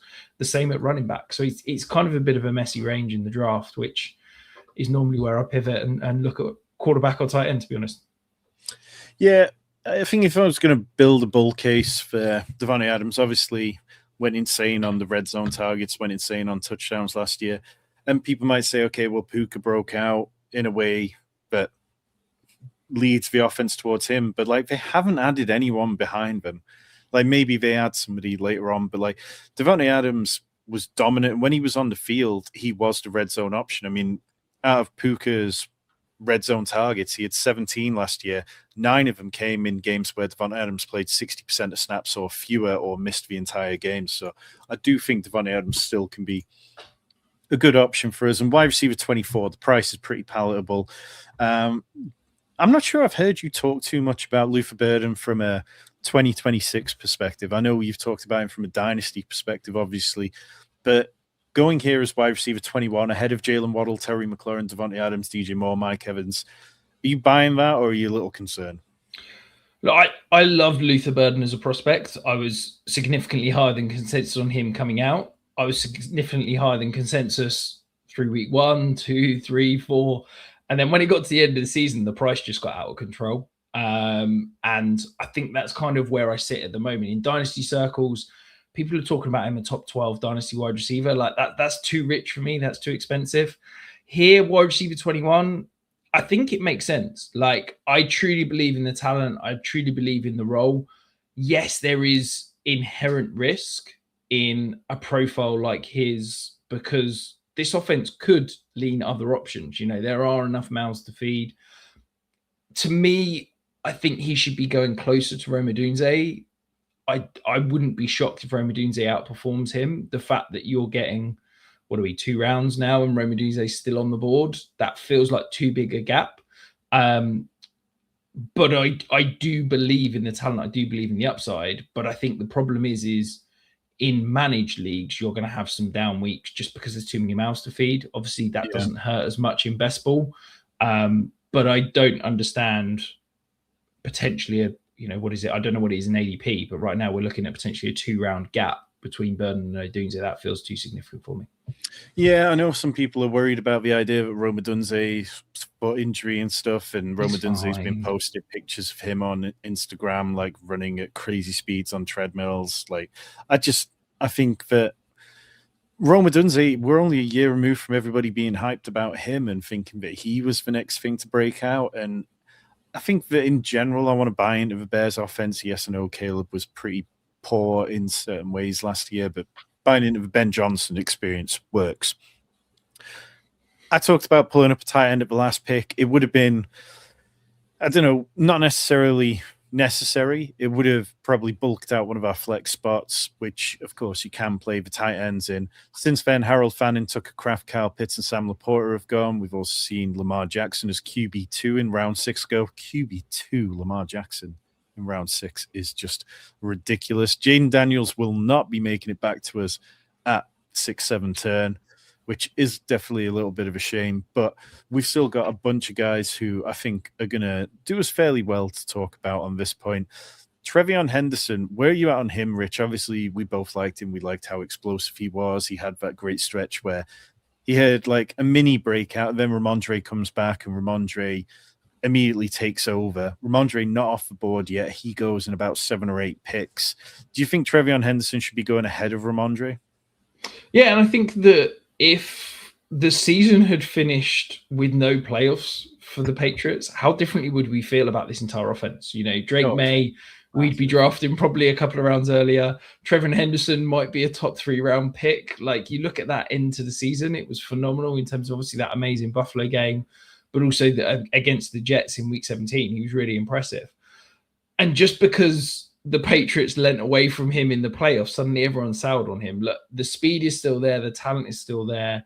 The pass work, receiving work is still there. I also think he improved significantly in pass protection. He came out as a great pass protector, but struggled with holding. So yeah, I really like him as an upside swing. I think I always like to kind of balance my RB2, RB3 type. If you're a guy that's, maybe gone hero RB as a pure upside RB2 type, I think he's got league winning potential. Yep. I think that is absolutely fair. I think Ramondre Stevenson, it's like you draft them for different builds at the minute. You draft Ramondre Stevenson if you've gone 0 RB. You draft Trevion Henderson if he's your RB2 or your RB3 more typically. Drake May does go off the board as QB4 in this one, behind Jaden Daniels. Joe Burrow still at QB5 on the board. Carnell Tate, Tony Pollard, Caleb Williams as the QB6 in ADP.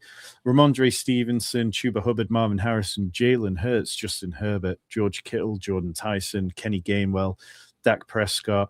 Like, some quarterback values will probably fall back to us if we don't want to go quarterback, depending on what the team at 102 does, who has Jahmyr Gibbs, Nico Collins, Josh Allen, Jalen Waddle, DJ Moore. They take Carnell Tate, who's somebody I would have been interested in. Do you want to take Caleb Williams to stack with Colston Loveland, or, we can push it a little further? I'm happy with that. Do we think we also, for the second pick, do we think we need to grab another wide receiver, given I feel like we're a little bit light there, maybe something like a Marvin Harrison, before we take up more upside? Because look, I'm the biggest Jordan Tyson fan out there, but with this build, that feels like a risky grab. Yeah, I think that's fair. I'll take Caleb Williams, and then we can just talk wide receiver through for a second. So it is Marvin Harrison, Jordan Tyson, Parker Washington, and then you get down to Alec Pierce, DK Metcalf, guys who could come back around. Do you think that Marvin Harrison is significantly better than waiting to see what comes back around? Well, I guess if we're not going Marvin Harrison, what are you thinking? Another running back? It's kind of like the end of a tier between Tony Pollard, Ramondre, Chuba, Kenny Gainwell, Rico Dowdle, and then what comes back is fine. I'm fine pushing it, and my lean would be to take wide receiver. Jordan Tyson is a week 17 bring back, but Marvin Harrison's playoff weeks, I seem to remember, are fairly good. So it's kind of pretty neutral situation to me. I haven't taken much Marvin Harrison, so I'm completely happy to take him here. Yeah, I think that, last year was impacted quite heavily by the foot injury. I think that he's more talented than he showed. I think because of the hype was so elite. He was a top 5 Dynasty wide receiver before he steps on the NFL field. I think he was I seem to remember drafting him in the second round of my home league as a rookie. So look, he's not had the fantasy career that we dreamed of him coming out as a prospect, but the guy's still talented. I think that part of the issue is that Drew Pensick has never understood quite how to use him. A big-bodied guy that doesn't slow down and turn very well. Let's run him on loads of really complex routes. Let's stick him out as an X and expect him to run comebacks and digs and stuff. I think where he's at his best is get him moving, and he can use his body to create separation. I think we're going to see him used on a lot of crossing routes, hopefully get him in space where he can move. And I'm hopeful that that's only going to be an upside. And look, if Jacoby Brissett is going to be the quarterback under center, we know we're going to see 500 passes every single week. So that's got to be targets for Marvin Harrison.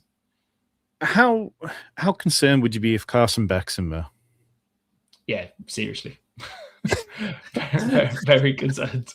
Very, very concerned. I'm so not a Carson Beck fan guy. I think he is really poor. I would be really nervous about Carson Beck going, but I just don't see a world where he's gonna last that long. I think in my world, the Cardinals is gonna go Jacoby Brissett for probably 10, 11 weeks. We might see Carson Beck for 2 or 3. It's going to be horrendous. And then the Cardinals are going to have to go back to, Gardner Minshew to see out the year. Otherwise, all the veterans are going to be up in arms and kind of refusing to play each week. Part of me kind of thinks that if that situation plays out, guys like Trey McBride are going to pound the table for Jacoby Brissett just because Trey McBride never lived like he did last year with Jacoby Brissett. Like, he had a quarterback who was feeding him in the red zone. He had a quarterback who was feeding him. Michael Wilson obviously broke out to a crazy level for what we expected from him. You could look at Marvin Harrison and say, what happens with him? But yeah, I am a Gardner Minshew hater, like certified via various takes I've put out there over the years, but I just think he's an awful quarterback. And without the Tash, people wouldn't be half as interested in him as a talking point. 1,000%. Yeah. But I do think that Brissett, and it goes back to the fact that, when we took Jeremiah Love, the first piece of the Cardinals offense that we took, it's saying I think that they're going to put a decent amount towards the running back position, but I think that Brissett would definitely be the best situation for the Cardinals throughout. Yeah, I agree 100%. And I think the challenge is that if you bench Brissett for Carson Beck, that's fine. But can you then go back to Brissett after you've benched him? And I guess that's the question is, do you then go to the third option of Gardner Minshew? Because at that point, as a group of coaches, you're basically saying, we're trying to see if we've got an answer. We know Jacoby Brissett's not the answer. We've gone to Carson Beck trying to see if he's the answer. We know he's now not the answer. Do we think there's a chance that Gardner Minshew could be the answer? And you and I both know the answer to that. But as a group of coaches, have you at least got to give it a chance of maybe Gardner Minshew could be that guy, could be, Rich Gannon in my offense? Because we've not seen him in my offense. How do you feel about Isaiah Likely at tight end 9? I really like Likely. I really, really like him. This feels outrageous.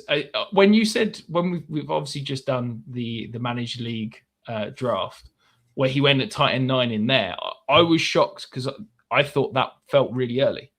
But then now this is the second draft in a row where he's gone tight end 9. Is this his ADP, or are we just back-to-back drafts where he's been pulled up?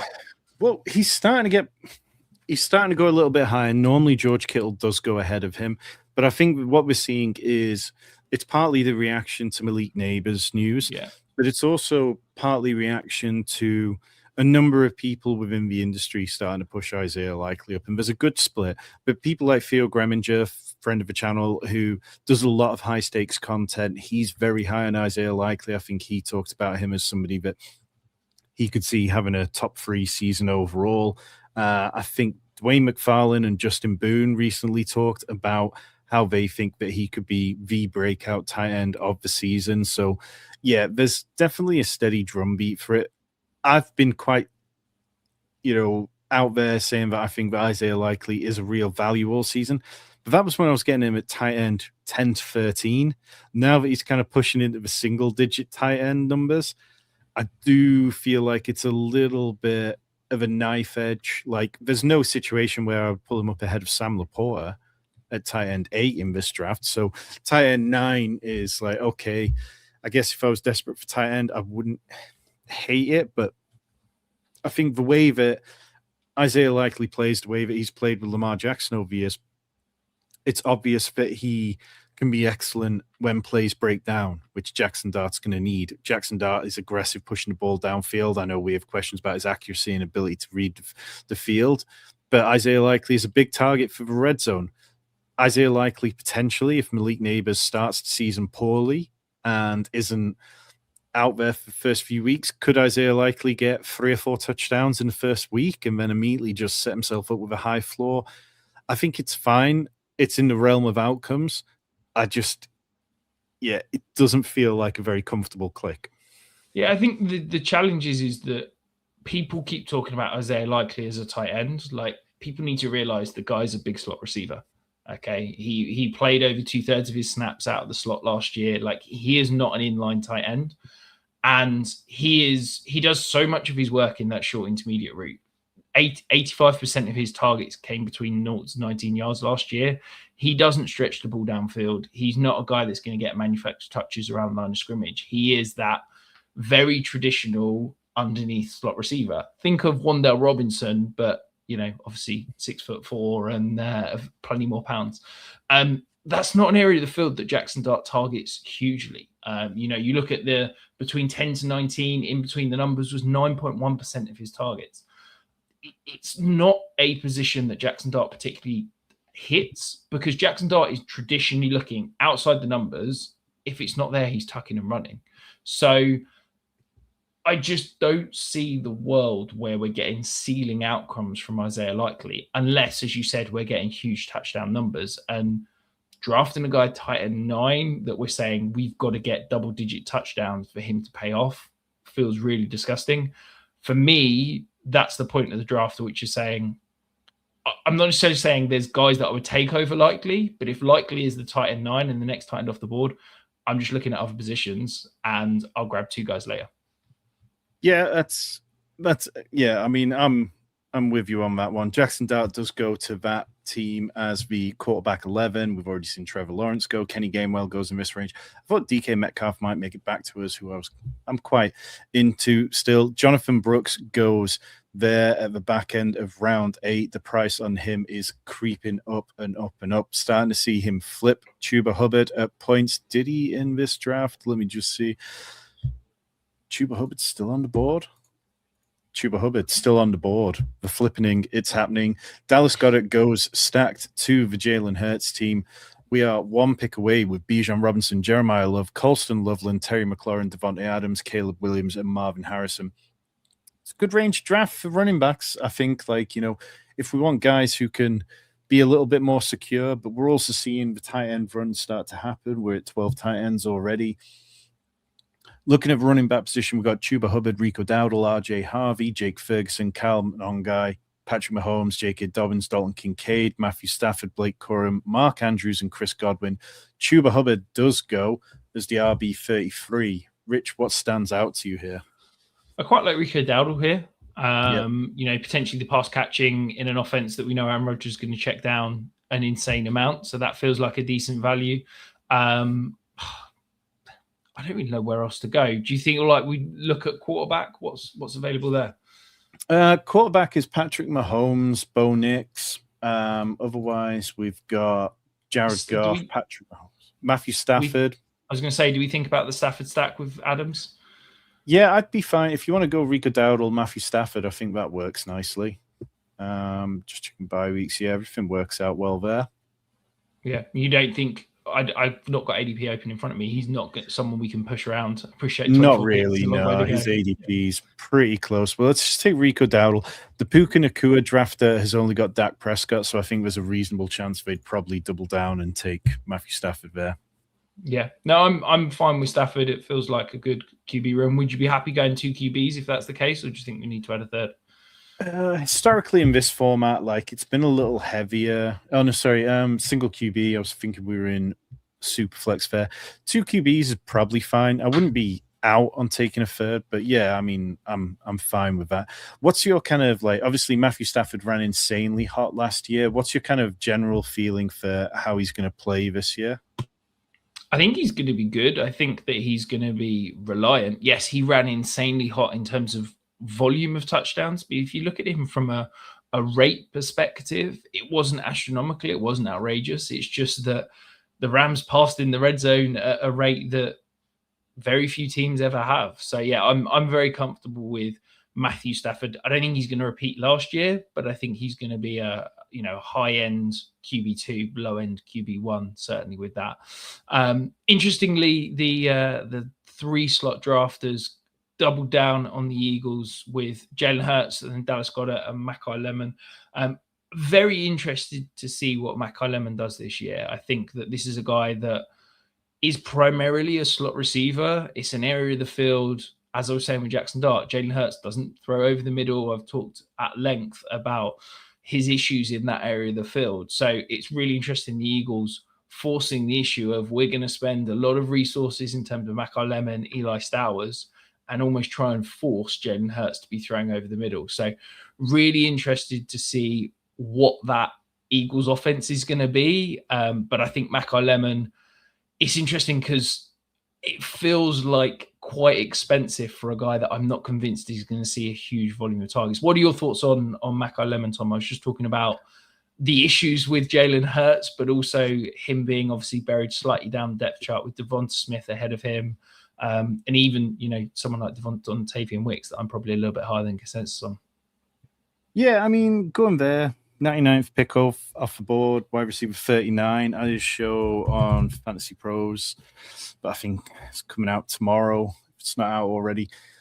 I think that at this range, Mekhi Lemon's fine. I think that he's an okay value. I think that betting on first round wide receivers has not really been a bad tactic over the years. And we talked about this earlier, but like, yes, Jalen Hurts doesn't throw to the middle of the field, but when he does throw to the middle of the field, like among quarterbacks with 100 or more pass attempts over the last 5 years, 4th lowest off target rate, highest touchdown per attempt rate, 8th in completion rate to those areas. And obviously it's a small sample size. That is a massive caveat there. But I think it's fair to say he's a stubborn quarterback, and that's something which beat reporters, ex-coaches have said. If they can get him out of his ways and kind of force him to do some stuff that's different and he's not leaned into a bit as much before, then it should increase the efficiency of this offense. Like, that's an area of the field that if you target and you target it well, then you can move the ball better. You can be a more efficient, better quarterback. And I think that we could see better passing numbers that we've seen before. So I'm not 100% convinced that we do see that, but I'm open to the possibility. And Mekhi, like Devonta Smith is a smash pick. I think that's a really easy one. And I know we both like Devonta Smith. Mekhi Lemon, if I can get him at this price, that's fine. If we get in the training camp and all of a sudden the hype is pushing him up, then that's going to be trickier. But like Eli Stowers was somebody who we both really liked in the draft. And now we're hearing reports that the Eagles have such big concerns with his blocking that they don't expect him to play much in the first year. Does that surprise you, having gone through the whole evaluation process, doing all the dynasty analysis and the rookie model stuff with him? Yeah, absolutely. Because, anyone who was drafting Eli Stowers expected him to be a blocker. I'm not sure what film they were looking at, because the guy wasn't a competent inline tight end. He is Isaiah Likely. He's a big slot receiver that if you're treating him as a wide receiver, he's okay. He can hold up in the run game, but he's as a tight end, he's not. So I even think there were reports that some NFL teams were treating him as a wide receiver and were on their boards as a wide receiver. So I think that the challenge he's going to have is what Dalton Kincaid had early in his career. The Bills drafted him and we're talking about this 11.5 personnel where he's a wide receiver, but he's going to get treated as a tight end. And all defenses went, he's a wide receiver, you're in 11 personnel, and suddenly you don't have that kind of matchup nightmare that's going to cause issues. I think that that's going to be the same with Eli Stowers, is that every time he's on the field, defenses are just going to go, he's a wide receiver, we're going to stay in nickel. And suddenly you're asking a hell of a lot of a big-bodied guy to try and create separation against the corner. And it doesn't work like that. You've then got a quarterback in Jalen Hurts who, isn't the most accurate. He's not a guy that's going to throw wide receivers open. So I've got a player that isn't going to create the matchup nightmare that I hope, isn't going to be able to create significant separation because he's going up against smaller, more agile corners, and a quarterback that isn't going to throw him open. Where's the world that he's getting separation and target? So, yeah, I've always said that I think Eli Stowers is going to be a redshirt year this year. I think that he's got upside, but he needs to get in the gym. He needs to spend some significant time with an offensive line coach working on his fundamental technique, because until he can force defenses to treat him as a tight end, we're going to see, it might be like Diet Dalton Kincaid last year, where he has this incredible yards per route run number on like 20% of snaps, and everybody's sitting there going, we need more Eli Stowers. Eli Stowers needs to be on the field. And in the offseason, we're going to hear all these takes of, these are the guys with yards per route run numbers over 2.5. It's Eli Stowers, Dalton Kincaid, Travis Kelce and his hype and stuff like that. And actually, without looking at the real reason why Eli Stowers can't get on the field, is because he can't block.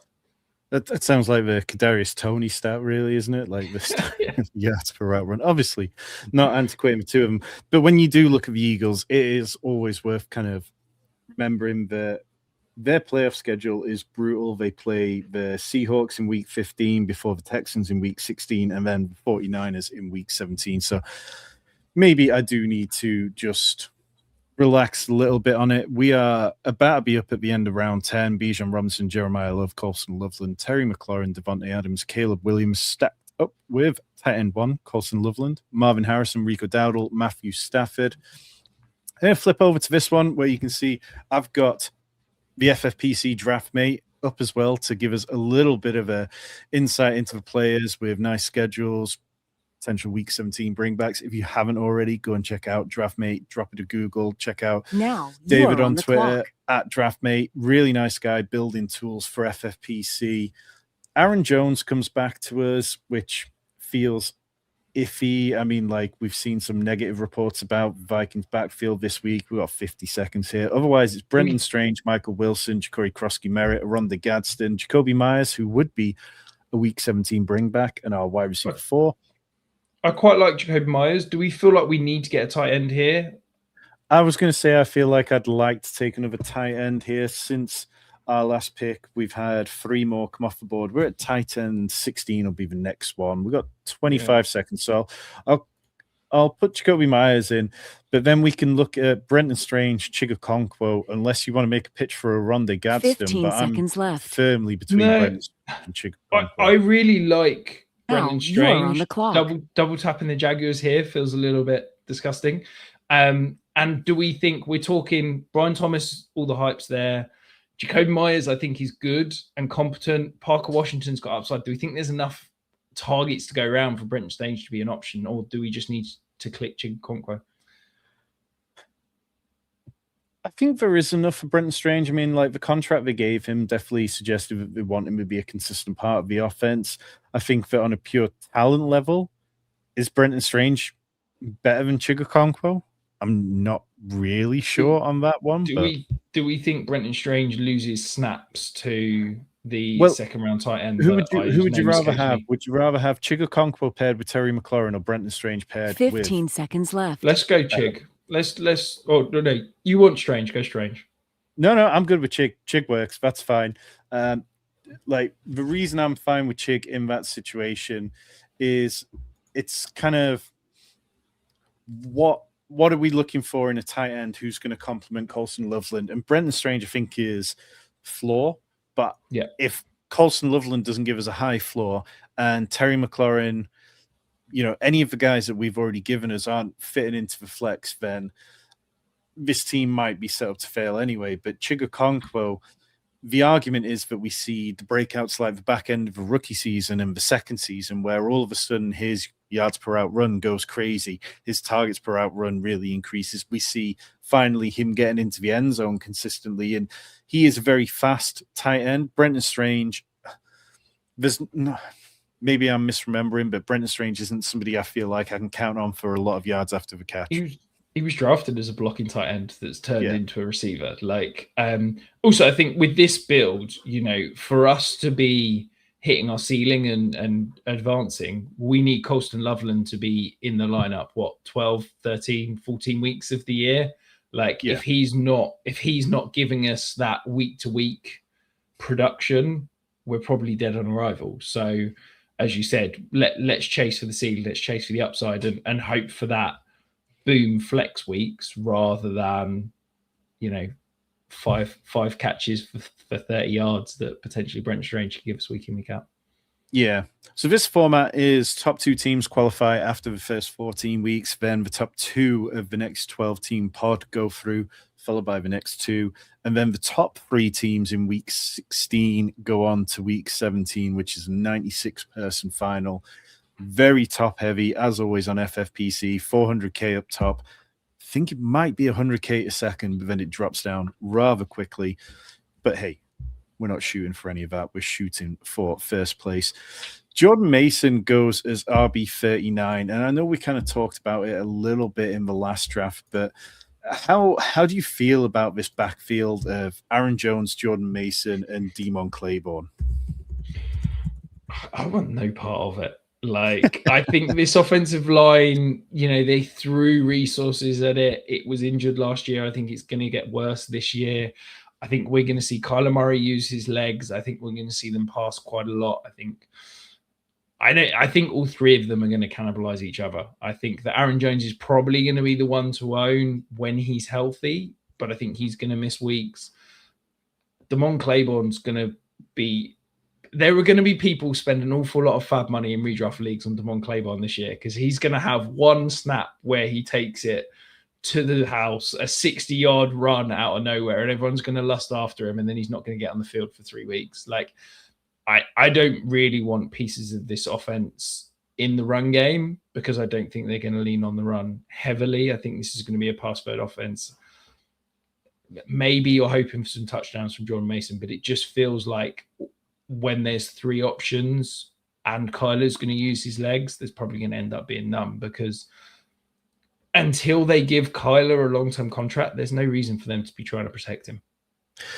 Yeah, absolutely. I mean, they can really push it as much as they want. You could build an argument that, we see increased running back efficiency when we've got the dual threats. When you see increased competence at quarterback as opposed to JJ McCarthy, it makes it easier on running backs. I was kind of a little bit shocked at some of the stats that Jordan Mason had last year. He was not good for fantasy. I'll absolutely caveat what I'm about to say with that. But he had 750 rushing yards, 6 touchdowns last year. Among the 30 running backs with 700 or more yards, he ranked 12th in yards per carry, 8th in explosive run rate, 11th in yards after contact per attempt, 7th in missed tackles forced per attempt. But he ranked 30th out of those 31 running backs in fantasy points per game. Like, it was, the returns just weren't there. And among 77 running backs with 10 or more targets, he ranked 72nd in targets per route run and 75th in yards per reception. So the hopium within me says if things broke right, he could be a little bit more fantasy viable if this offense is better in general. But at ADP of 124, I was just starting to talk myself into him. He was somebody I featured in the Zero Running Back article. And then we see one Vikings beat reporter say this is Jordan Mason's backfield and Aaron Jones is just going to spell him at times and take some of the receiving work. And if Jordan Mason gets pushed much up ahead, I mean, we can look in this draft, Jordan Mason going as RB 39. I'd be comfortable taking him ahead of Kyle Monongai. I'd still take J.K. Dobbins over him. I would not take him ahead of Blake Corum or R.J. Harvey. Are there any running backs in that range that you'd be willing to take him over, Rich? No, I wouldn't take him over Kyle Monongai. I think there's a better offense and probably a clearer path to a significant role. So, yeah, I wouldn't take him any higher. Can I get your thoughts on Keaton Mitchell as the previous Keaton Mitchell fanboy? Obviously, look, insane per touch numbers, electric. Yeah, goes with, as I've said several times, the greatest run play calling offensive coordinator in the league. Is this round 11? Are we getting a little ahead of our skis here? Yeah, I mean, going at RB 40, I mean, I would understand people taking Keaton Mitchell ahead of Jordan Mason because Keaton Mitchell is exciting. Jordan Mason is not exciting. But it's definitely becoming a little worrisome. I mean, you look at what Keaton Mitchell brings to the table, and it is speed. Even with the injuries that he suffered, like among running backs for 50 or more carries, his average speed of 14.49 miles an hour was over 1 mile an hour quicker than any other running back. Today, I saw people on Twitter try to extrapolate that and say that he could be the next Devon Achane because of the obvious links with Mike McDaniel. Mike McDaniel, before free agency, in the Chargers building, printed off wanted posters for Keaton Mitchell and just put them up around the facility, which is fantastic. I love it. It's so Mike McDaniel. But people are saying that Keaton Mitchell can be the receiving back, the third down back in this offense. That is not something that Keaton Mitchell has ever been particularly good at. There were situations where Lamar tried to pass to him and it didn't go well. And it was something that Keaton Mitchell talked about needing to work on. And I don't know that, like, people want to say, oh, well, that's a Lamar Jackson stat. Lamar doesn't throw of running backs. That's completely fair. But we never saw anything from Keaton Mitchell when the ball was put his way where it was like, oh, this guy can play in that range. So, yeah, the best things that happened were screen passes, getting him out in space, swing balls, all that, and letting him just do what he could do. I like Keaton Mitchell. I think that the Chargers do need a second running back behind Amari and Hampton who can bring something to the table. And I worry that, Vidal might actually have a bigger role than many people are hoping for. In best ball, though, if you're looking for a guy who can get you 10 points on a couple of touches, Keaton Mitchell is definitely one of those guys. It's a little worrisome. We are about to be on the clock in round 12. We've got Bijan Robinson, Jeremiah Love, Colson Loveland, Terry McLaurin, Devontae Adams, Caleb Williams, Marvin Harrison, Rico Dowdle, Matthew Stafford, Jacoby Myers, Chigakonkwo. Nice little bits of team correlation with the Washington Commanders. We've got the Chicago stack. Since our last pick, Brenton Strange almost made it back to us, going at tight end 19 behind Greg Dulcich, pulled all the way up to tight end 18. I would have taken Henry ahead of Greg Dulcich and Aronde Gadsden. 20 seconds left on the clock. The players that we are going to be looking at, Rich: Chris Rodriguez, TJ Hawkinson, your boy Kenyon Sadiq, Tajay Spears, Jalen Coker, Isaiah Pacheco, Zach Charbonnet, Dalton Schultz, Khalil Shakir. What do you like in this range? I quite like Chris Rodriguez. I also think Tajay Spears going this much later than Tony Pollard is interesting. I'd probably go one of those running backs and then a receiver. Would Chris Rodriguez with Terry McLaurin and Chigakonkwo be a bit too much? Would Chris Rodriguez with Jacoby Myers and then that kind of Commanders big bet we've already made? Do you feel like it's too much of a stack, or are you happy to just go Jacksonville, two pieces, and that kind of Commanders and just be like, okay, these offenses will be fine? Hey, you're the best ball king. You tell me. I think it's all right. I don't mind Tajay Spears. Well, let's take Chris Rodriguez. So now we've got a running back. You are on the clock. Bijan Robinson, Jeremiah Love, Rico Dowdle, Chris Rodriguez. We could take Tajay Spears and be done at running back. We could go and then say this is maybe a 4 tight end, 3 quarterback build and just chuck the rest at wide receiver. Is there anyone in this range like Jalen Coker? I'm always interested in Jalen Coker, but happy if you would rather go running back and then say we're done at running back and look other positions. We're looking at what's going to come back. Dylan Sampson, Tyler Algier, Tank Bigsby, who I know you like, Brian Robinson. Probably don't want to handcuff Brian Robinson and Bijan Robinson. I think there's enough that I'm willing to push it to get Jalen Coker as our wide receiver 5, because we are possibly still a little light there, if you're good with that. Yeah, no, I agree. I think we feel slightly light at wide receiver, given we didn't draft one till round 4. Always happy to draft a wide receiver. Do you think that Jalen Coker can grow into like a reliable role this year? Wide receiver 55 in this draft, going behind the likes of Rashid Shaheed, Stephon Diggs, Casey Concepcion, Matthew Golden, who completely stunk last year. I think the use of the word reliable is a tough one, because I don't think Bryce Young is good enough to be able to carry 2 reliable fantasy relevant wide receivers week in, week out.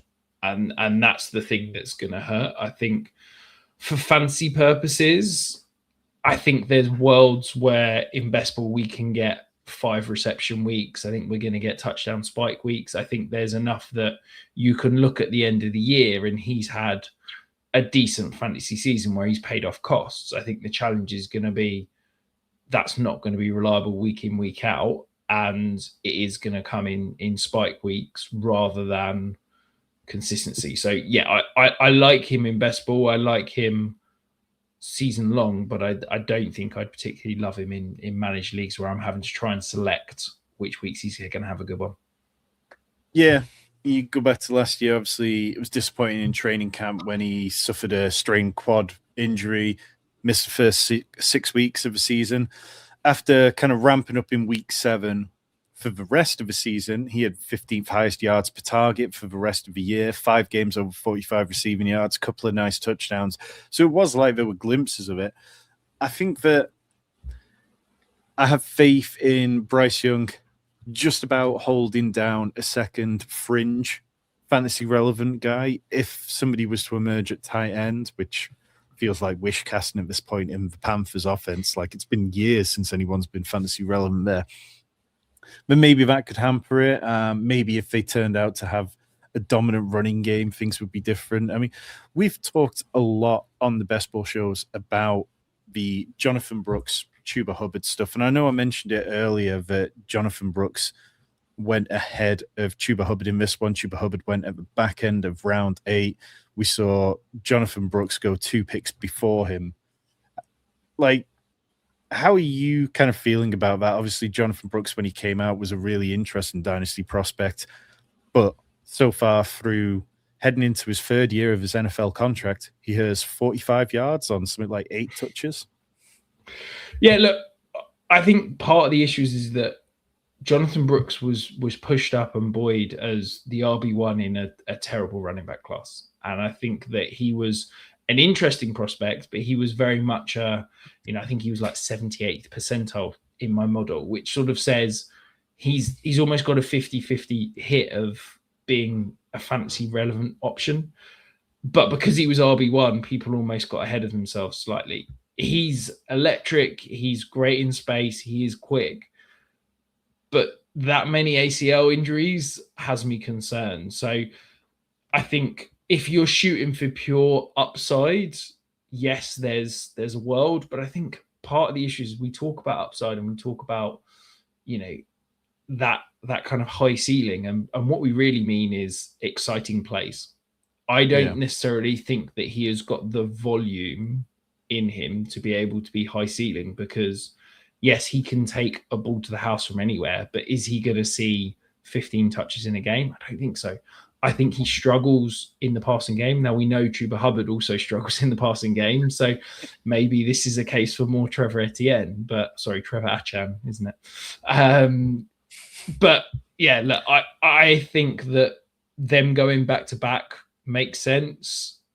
I would probably sit on the fence. I don't have a strong opinion either way, but I just think that talking up Jonathan Brooks's ceiling, upside, the sexiness just because he's fast is the wrong way to go about it. I kind of struggle when I look at the whole picture with Jonathan Brooks, because it's not like he even came into the NFL with this huge workload before him. Like, he had a breakout year in 2023 where he had 1,139 yards, 6.1 yards per attempt, 10 rushing touchdowns, 25 receptions and a touchdown. But before that, in 2022, he had seven games played, 30 rush attempts for 197 yards. The year before that, 143 yards. This is a guy that, like, if you add up all his production, it barely clears 1,600 yards since the start of 2021. Like, there's a very real argument to be made. This is just a guy who has barely played any ball whatsoever. Yeah, I've just pulled up my rookie model. So he was an 82nd percentile prospect. That's behind guys like Caleb Johnson, Zach Charbonnet, in the range of Tajay Spears, Condre Miller, Blake Corum. Like, it's not elite guys that he's in and around. And I think that the longer we get away from that draft class, people are forgetting that, yes, he was running back 1 in that class, but he was running back 1 because it was almost by default. It wasn't a good class. I wouldn't expect anyone to be fantastic. So I'm happy letting someone else take the punt on a guy that's never done it consistently in any level of football. I apologize if it's asking you to think back to a detail that isn't easy to remember, but was he particularly good at pass protection? Is that something that we feel like he's going to struggle with if he gets on the field? Obviously, the NFL is such a vastly different experience to college anyway, but we hear time and time again, such and such isn't getting on the field unless they can pass protect. Chuba Hubbard, I can't pretend to know off the top of my head what his PFF kind of pass blocking grades were or anything, but as a veteran, I feel like that is a massive edge for him. Yeah, the true answer is I'm just trying to pull up my notes from college. Well, you do that whilst we're 1 pick away from being on the clock. Obviously, we took Jalen Coker last time. Bijan Robinson, Jeremiah Love, Colston Loveland, Terry McLaurin, Devontae Adams, Caleb Williams, Marvin Harrison, Rico Dowdle, Matthew Stafford, Jacoby Myers, Chio Okonkwo, Chris Rodriguez, Jalen Coker, The guys we're looking at in this range, running back has been cleared out a little bit more than I would have liked, and tight end, Gunnar Helm was somebody I had in the queue. Dylan Sampson was somebody I hoped made it back to us. We're looking at Jonah Coleman, Alvin Kamara, Brian Robinson, Emmett Johnson, Braylon Allen, Katron Allen, Marshawn Lloyd, Jaden Blue, who I'd be willing to pull up ahead of ADP based on the reports that we've seen. Tight end, we've got David Njoku, Evan Engram, Mike Gesicki, Eli Stowers. Part of me thinks maybe we could push that more unless some of those guys stand out. And wide receiver, with 7 seconds left on the clock before us, is Trey Tucker, Travis Hunter, who is much more manageable in this format, Omar Cooper, Ryan Flournoy, Debo Samuel, Jerry Jeudy. What do you like, Rich? I think Travis Hunter's probably one too many Jags.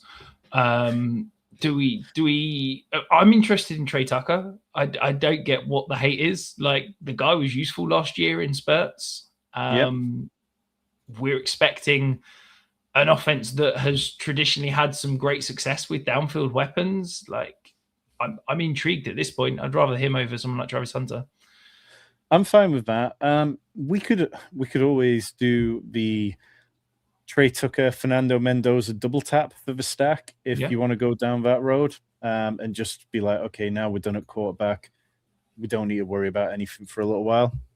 Yeah, I'm happy with that. So Trey Tucker, followed by Fernando Mendoza. We've got a quarterback room of Caleb Williams, Matthew Stafford, Fernando Mendoza, all on separate buys, which is music to my ears, and a wide receiver room that is now 6 strong between Terry McLaurin, Devontae Adams, Marvin Harrison, Jacoby Myers, Jalen Coker, and Trey Tucker. Speak to me about Jonathan Brooks' pass protection. Yeah, so the true answer is not a huge amount. He had 53 pass protection snaps. Well, he was never on the field. Entire college career. So, yeah, not a huge amount asked to done. He was getting out on routes a little bit more often. He was okay. He was willing, poor technique, but willing to engage in the whole, competent at picking up the blitzes. Sometimes vision lacked on the backside. So if he was, for example, set to the right, the blitz came from the left, or the extra block was on the left. He struggled getting across to that at times. So, yeah, I'd say he was okay. He's certainly not, we talked earlier about someone like Trevin Henderson. To me, Trevin Henderson came into the NFL as one of the best pass protecting backs I've ever seen in college. And even he struggled in the NFL last year in pass protection because it is such a different world in terms of what backs are being asked to do, but also the level of physicality and how they play. So I think expecting Jonathan Brooks to come into the NFL and be a competent pass protecting back is probably stretching it slightly. I don't think he's going to be a great receiving back either. He didn't really do a huge amount, only 29 targets in his last year at Texas, ran 191 routes. A lot of that was checkdowns. A lot of that was screenplays. Didn't really do a huge amount. Lined up in the slot, 2.4%. Like, it was very much underneath stuff. And on top of that, he had a 7.4% drop rate. So even when you're not being asked to do a huge amount as a wide receiver, you're dropping the ball 7.4% of the time. It's not exactly a dream scenario. Yeah, and it makes sense why people want him to be on the field, because he can be so explosive. Like, that's the argument, that he's going to be the explosive back. But I think part of that is wish casting, because Chuba Hubbard was the least explosive running back in the NFL last year. He didn't have a single explosive run on 129 attempts. The only running back with 100 or more attempts not to do so. Rico Dowdle obviously was much more explosive. But we saw over the course of the season, the team didn't believe in Rico Dowdle fully. They kept trying to bring Chuba Hubbard back in. From week 13 onwards, they were really kind of trying to get him on the field more, to the point that in the playoff game that they played against the Rams, Chuba Hubbard had a 62% snap share in that game. Lots of things go into that. But for me, this is the team who paid Chuba Hubbard a pretty substantial deal and believe in him. And I think that we are going to see Jonathan Brooks have opportunities. But I think when push comes to shove, for a team that probably isn't making the playoffs again, Chuba Hubbard is the guy that they'll trust more. Talk to me about Gunnar Helm. You mentioned him. This comes back to probably... Sorry. think we're hitting a bit of a lag somewhere here, but I was. Go on, Rich. My final point was that it's a trope that really annoys me is that people think fast, quick backs equals pass catching backs, and it couldn't be more from the truth. Like, there are some really good, bigger bodied receiving backs. And I think that fast, quick, agile doesn't mean you can catch and you're good as a route runner and you're good in space. And unfortunately, we see it time and time again. Like we were saying about Keaton Mitchell, just because he's fast, just because he's electric doesn't mean he becomes a receiving back, because there's more to it than that. So, yeah. But you wanted me to talk about Gunnar Helm. I really liked him as a prospect. I think that there's potential for him to be a true Y inline tight end. I think he's competent as a blocker. I think he's got an interesting receiving profile as an underneath option. And there's plenty of targets to go around in this offense. And he's walking into a very clear and vacant hole. I don't think there's anyone that's going to take snaps off him. If I'm looking for a dart throw at tight end, I'm looking for a guy that I think could potentially play 80, 90, 100% of snaps for an offense. And that's absolutely Gunnar Helm at this range. So, yeah, I'm really intrigued in him. I'm not comfortable drafting him in a managed league where I'm only taking 12 tight ends or whatever. But in best ball, as a tight end 2, as a tight end 3, if I'm going that way, I'm really comfortable taking him at this point. Yeah, I mean, we're down to like Evan Ingram, Mike Gesicki, Eli Stowers, Colby Parkinson, and some other guys with upside. But yeah, we probably will want at least one more tight end, possibly 2. Jerry in the chat, the man who never stops drafting. I wake up as Jerry seems to be jumping on and drafting. Can only assume he's on Pacific time. Never done FFPC before. Curious to maybe do my first this year. FFPC is a lot of fun. Like, you want to draft some different guys compared to where you're drafting on 18-round Underdog. You'll absolutely get to do that on FFPC. Play a lot of the Superflex drafts over here, which are $35. This is $125 single entry. There's a bunch more lower stakes sit and goes. There's a bunch of different contests. We finished the $125 redraft contest with Tyler about an hour ago. That was a lot of fun, that one. And we'll be doing a couple more of those over the next couple of months as well. Strongly believe FFPC is one of the funnest places to play both best ball and redraft. Evan Ingram goes there. I'm not going to lie, Rich. I was going to make a pitch for Evan Ingram because there's been so much positive buzz. I was. Evan Ingram was somebody who I was hating on to the highest levels last year because his price was wrong. He was going as like top 10 tight end, and it never, ever made sense. But this year, you're getting him absolutely at the bottom of drafts. Tight end 32, and all we've heard out of Broncos camp is that Evan Ingram has a really firm commitment with the play caller who Sean Payton's just turned over the plays to, and everything's going to feature him slightly more. So, yeah, Evan Ingram at tight end 32, Mike Gesicki at tight end 33, both guys I was going to mention. Instead, if we want a tight end, we're now looking at Colby Parkinson, Jake Tongas, Michael Mayer, Mason Taylor, Theo Johnson, the mountain himself, Darnell Washington, or Jatavian Sanders. But those are guys we can probably push round and see what comes back in round 18, 19. Otherwise, we're looking at Omar Cooper, Emmett Johnson, Braylon Allen, Katron Allen, running backs who were there in the last round and we didn't need a push for. Jordan James. Braylon Allen feels decent value here. I think he's going to have a role. I think, he's one injury away from being a lead back with a very good offensive line. I'm intrigued. If we feel we need another running back, I feel like Braylon Allen could be a decent bet here. It's got decent touch. Oh, of course he goes. Yeah. So Nicholas Singleton, Malik Washington, Mike Washington, Ray Davis is probably an okay bet. Justice Hill's there as well. What wide receivers have got? So we've got Trey Tucker, Jalen Coker, Jacoby Myers, Marvin Harrison, Devontae Adams, Terry McLaurin. We could split this between wide receiver and running back. Okay, let's do that. So running back, Emmett Johnson, Katron Allen, Jordan James, Justice Hill, Nicholas Singleton, Mike Washington, Ray Davis, Kamani Vidal, George Halani. Man, I don't like any of those. Do we look at Nick Singleton and just think that he could be out to jag running backs and, at some point he might put it together?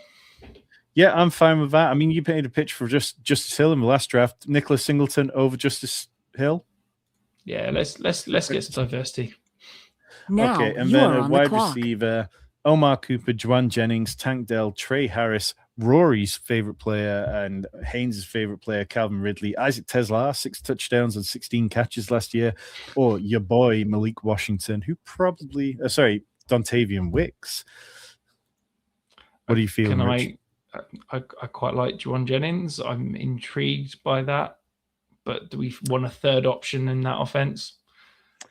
We've got 30 seconds. So we've got plenty of time here. Well, we haven't got any in Minnesota yet. Do we need some rookie upside? Omar Cooper could be that kind of not going to get work early, earn some snaps and opportunities down the stretch when we need it. I'm fine with Omar 15 Cooper. I seconds think, left. We haven't gone massively rookie heavy. And at this point in the draft, it makes a little bit of sense to mix in someone at that level. Omar Cooper, obviously, yeah, it's not somebody we're counting on massively to start the season. But if he gives us anything, at least he'll give us this clip.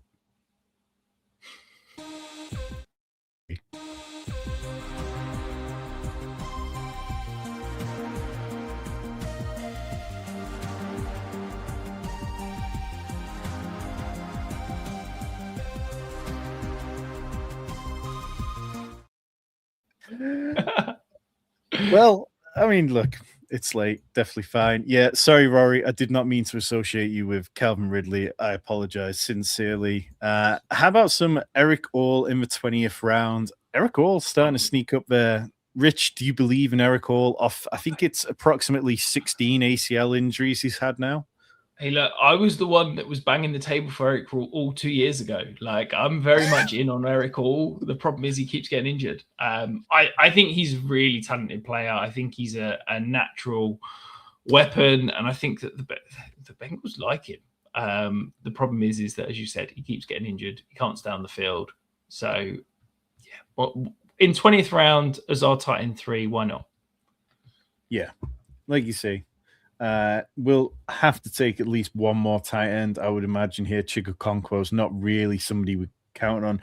Maybe if we'd gone Sam Laporta or pulled up Tucker Crafts, like I'd mentioned earlier, then we could count on that. But our wide receiver any opportunity to make me feel bad for not drafting Tucker Craft. No, half a round ahead of ADP. Yeah, I mean, that's fine. On the turn, you get you guys. But our wide receiver room, we would have taken him ahead of one of Terry McLaurin or Devontae Adams. So then you're probably looking at a wide receiver 2 of Marvin Harrison, followed by receiver 3 of Jordan Tyson, Parker Washington on that turn. I mean, it's not the worst in the world, but I think I feel better about what we've got. We do have 3 quarterbacks, 5 running backs, 7 wide receivers, and 2 tight ends. Bijan Robinson, Jeremiah Love, Colston Loveland, Terry McLaurin, Devontae Adams, Caleb Williams, Marvin Harrison, Rico Dowdle, Matthew Stafford, Jacoby Myers, Chig, breakout tight end, Okonkwo, Chris Rodriguez, Jalen Coker, Trey Tucker, Fernando Mendoza, Nicholas Singleton, and Omar Cooper. How do you feel about it, Rich? We've definitely sprinkled in some rookie upside in these last 3 rounds.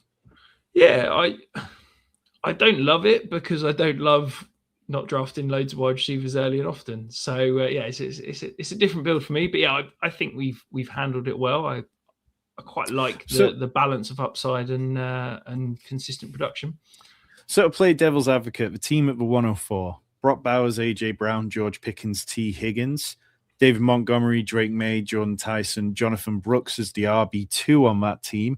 Chris Godwin, Kyle Monongai, Jordan Mason, Rashid Shaheed, Kenyon Sadiq, Gunnar Helm, Geno Smith, Tua, Jordan James. Would you rather swap our roster for that one? I think you give me that roster through 4 rounds, definitely. I think I'd have gone slightly differently. Like, I don't know if you needed Jordan Tyson at that point. I don't know if I'd have given you've gone tight end early and 3 wide receivers through 4 rounds. I don't know if I'd have grabbed Drake May where you did. I get that they were chasing the stack with AJ Brown, but to me at that point, you probably need to lean running back and try and push Drake May round the turn rather than going Drake May, Jordan Tyson, Jonathan Brooks, Chris Godwin, 6, 7, 8. I think that's the point at which I'd probably have gone in a slightly different direction. But I do quite like that through 4 or 5 rounds. So I think, yeah, I would have taken. I'm fine with David Montgomery. Then Drake May, I understand for the stack. Okay. Jordan Tyson, I would have swapped for Tony Pollard, who went a few picks later. Jonathan Brooks, I already talked about. Like, I think Chuba or Rico after him, I would have preferred to take. Taking Chris Godwin, I probably would have swapped over to Blake Corum as well.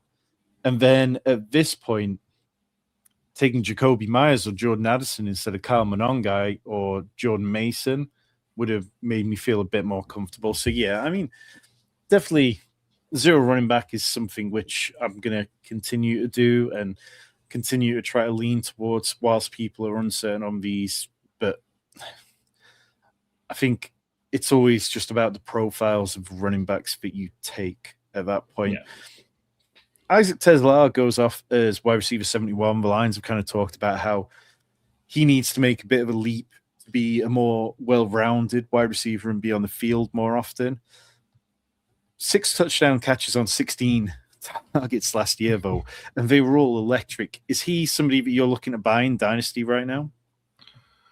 Not hugely, just because I'm concerned. I'm always going to lean back on snaps and how often you're getting on the field, and I'm concerned that where's the volume going to come from in terms of snaps? We know that Amon-Ra St. Brown, Jameson Williams aren't coming off the field. As I've said, I think 3 or 4 times now on this stream, I've got serious concerns about the Lions' interior offensive line. I think we're going to see the Lions lean more into jumbo personnel with a 6th offensive lineman on the field. If you're doing that, you can't have 3 wide receivers and have Sam Laporta and Jamal Gibbs. Like, something's got to change. I don't think this is an offense that's going to be built to just line up in 11 personnel and be happy. So I think, for me, I can't see the volume of snaps. With that, I can't see the target share because we know Amon-Ra St. Brown's going to be 25% plus targets per route run. We know Jameson Williams is going to get Hibbs. Tyler was talking about Jamal Gibbs being the second coming of LaDainian Tomlinson earlier. There's only so many mouths to feed that you can competently feed. So where's the target volume coming? I think for him to hit that ceiling, be a fantasy relevant option week in, week out, or even, pay off at this price, we're basically relying on another crazy touchdown run or an injury to one of the 2 wide receivers ahead of him. And even if that happens, I don't know if he'd step straight in. If Amon-Ra St. Brown gets injured, I don't know if we're going to see Isaac Teslar and James Williams be the 2 wide receivers they roll out. How do you feel about Zachariah Branch in Atlanta? Obviously, potential there to kind of step in and take a role. There's really very little competition ahead of him apart from the established Drake London and Kyle Pitts. Like, is he somebody that you'd be willing to take a dart for at this point? He went over 17-12 in this pick. I think, why not? There's some upside there. There's a path to a role. Anytime the guy's keeping you off the field with Jahan Dotson and Olamide Zaccheaus, I'm interested. I just don't know what he's going to be. I don't think he's going to be a reliable, functional part of the offense. I think you're almost going to have to rely on manufactured touches. I think you're going to have to rely on him being used in creative and inventive ways. And I don't know if I see Kevin Stefanski as that type of offensive mind. Yeah. Okay, that's fair. We are 1 pick away from our round 18 and 19 picks. What do we need structurally? We probably need a tight end here. We've got 5 running backs, which is fine. Maybe we could take 1 more, but 7 wide receivers is probably fine. 3 quarterbacks is absolutely fine. But it's probably tight end that fuck off. Colby Parkinson was the guy I wanted stacked with Matthew Stafford, going 5 rounds after Terrence Ferguson. So let's talk ADP. Dontavian Wicks, who you've mentioned a few times tonight, Brandon Ayuk, George Halani, Jake Tongas, Jalen Noel, Cooper Kupp, Sean Watson, Christian Kirk, Rashad Bateman, Mason Taylor, Keenan Allen, Darnell Washington would probably be the tight end that I'd push for.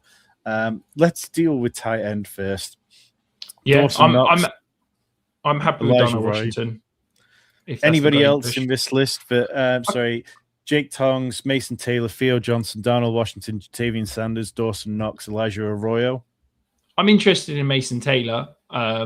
As I've said about my kind of hate on Kenyon Sadiq early 8-7 in the season. seconds. Darnell Washington, Mason Taylor. Grab Washington. Ooh. Okay. Darnell Washington locked in. So now we could talk at running back. Let's just quickly run down what's there.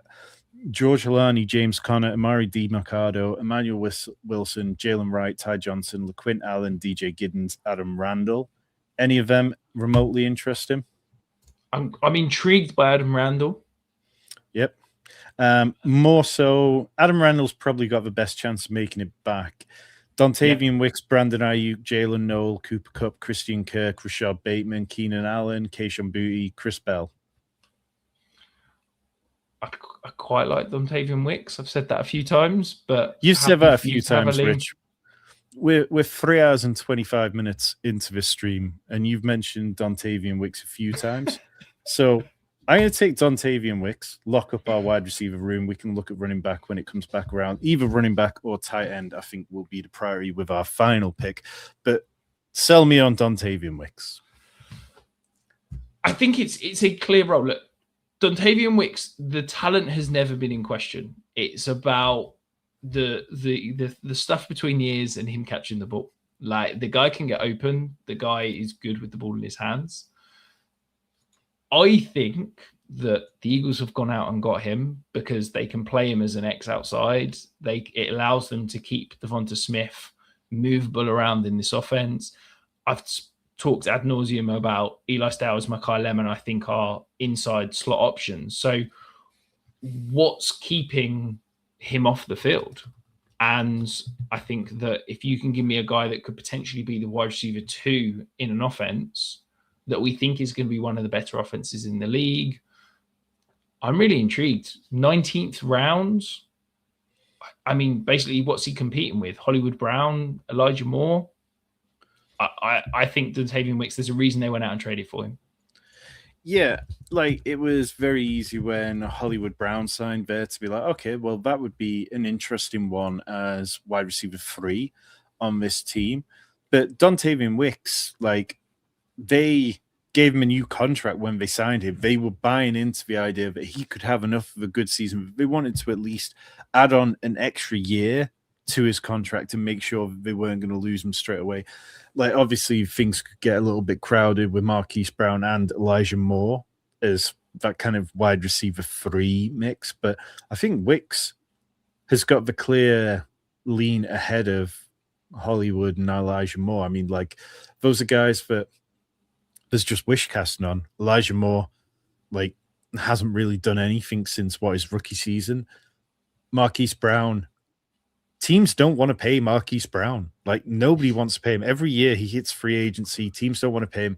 There's this perception out there that Marquise Brown is incredibly fast. It's been a while since we've seen that play, like, being fast result in anything for him. He can't win contested catches. He's not particularly reliable. Like, I think Wicks obviously has his issues with the drops as well. But, I mean, he put up 1,300 yards and 11 touchdowns in a bit part role during his time with the Packers. And I'm definitely okay taking him at this point. When you start looking at this range of the draft, Elijah Surratt, who is a firm favorite in the 19th or 20th round for a lot of people. Jalen Noel, not somebody I would draft. Chris Bell, obviously the injury could be a massive issue. Keenan Allen's probably the only one I would take ahead of Dontavian Wicks because it feels like in the next 2 weeks, we're going to see Keenan Allen sign for somebody and potentially, let's say Keenan Allen signs for the Commanders. How high are you comfortable taking him at that point? DeJuan Stribling in round 16, would you take him ahead of him? Yeah, I was just looking. I wonder if I'd probably look at him in that Trey Tucker, Jalen Coker. Yeah. Maybe that high, like in around Khalil Shakir, Jalen McMillan. Like, that's probably where we're talking because I think he's going to have a clear and distinct role. if Washington sign Keenan Allen, does that then mean they don't sign Brandon Ayuk? If they add both of them, maybe I'd be a little bit cooler. But I genuinely think you're talking 14th round for Keenan Allen on the Commanders. Yeah. Well, we got a few picks, so this comes back to us. So we'll just take a moment to look at this $125 single entry FFPC tight end premium draft. $400,000 up top to the winner. Bijan Robinson, Jeremiah Love, Colson Loveland, Terry McLaurin, Devontae Adams, taking Caleb Williams to stack up with Colson Loveland, Marvin Harrison in round 7 as our wide receiver 3, Rico Dowdle as our running back 3, RB34 off the board. Matthew Stafford, QB 13, stacked with Devontae Adams, Jacoby Myers, Chigakonkwo, Chris Rodriguez, Jalen Coker, Trey Tucker, stacked with Fernando Mendoza, Nicholas Singleton, Omar Cooper, Darnell Washington, Dontavian Wicks. Rich, how long does Fernando Mendoza sit for? 4 or 5 weeks. I just don't see a world that I think this is going to be a competent offense. And the only reason to me you sit the 101 rookie first rounders is if you've got a good enough starter that you can be playoff relevant without them, or it's such a abhorrent situation that you're worried you're going to break them. And I don't think Kirk Cousins is good enough to take this roster to the kind of promised land of the playoffs. But I think that this offense is going to be good enough that they're not worried about Fernando Mendoza getting killed. They're not worried about him getting broken. So, I think they obviously went and spent out a huge amount of money on Tyler Linderbaum. Hopefully, Colton Miller, Jackson Powers-Johnson, that's enough of the offensive line to keep them upright. I think there's enough there that we can get Fernando Mendoza comfortably starting 10 games this year. So, looking at the current betting odds, how many games do you reckon the Raiders are favorites for this year?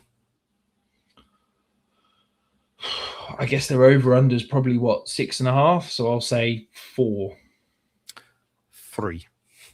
They're favored week 1 against the Miami Dolphins. And then have a guess when the next game that they're favored is. The Jets in week 15 or whatever it is. Week 16 against the Titans and week 17 against the Cardinals.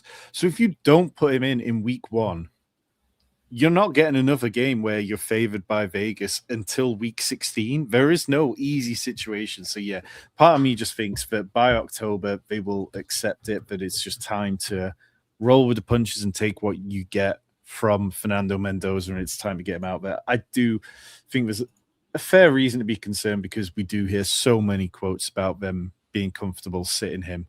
But when you get into training camp, Clint Kubiak's talks about the thing that he needs to see from him is in preseason, how he handles the offense, how he handles the huddle. If he sees a good commander, that could change things for him. Yeah, they got the Jets week 8. That feels like a good slot to start. Although if you go against the Jets week 8, you've then got the 49ers week 9, Seattle week 10, Denver week 11. So maybe that's not the perfect one. So 2 picks away, Devontae Walker comes off the board before Rashad Bateman. Elijah Surratt also off the board. Not quite hit the Jacoby Lane state yet. Pat Bryant goes off the board. Somebody that I'm starting to hear a few people whisper more about in these 20-round formats. We're looking at... Pat Bryant fan.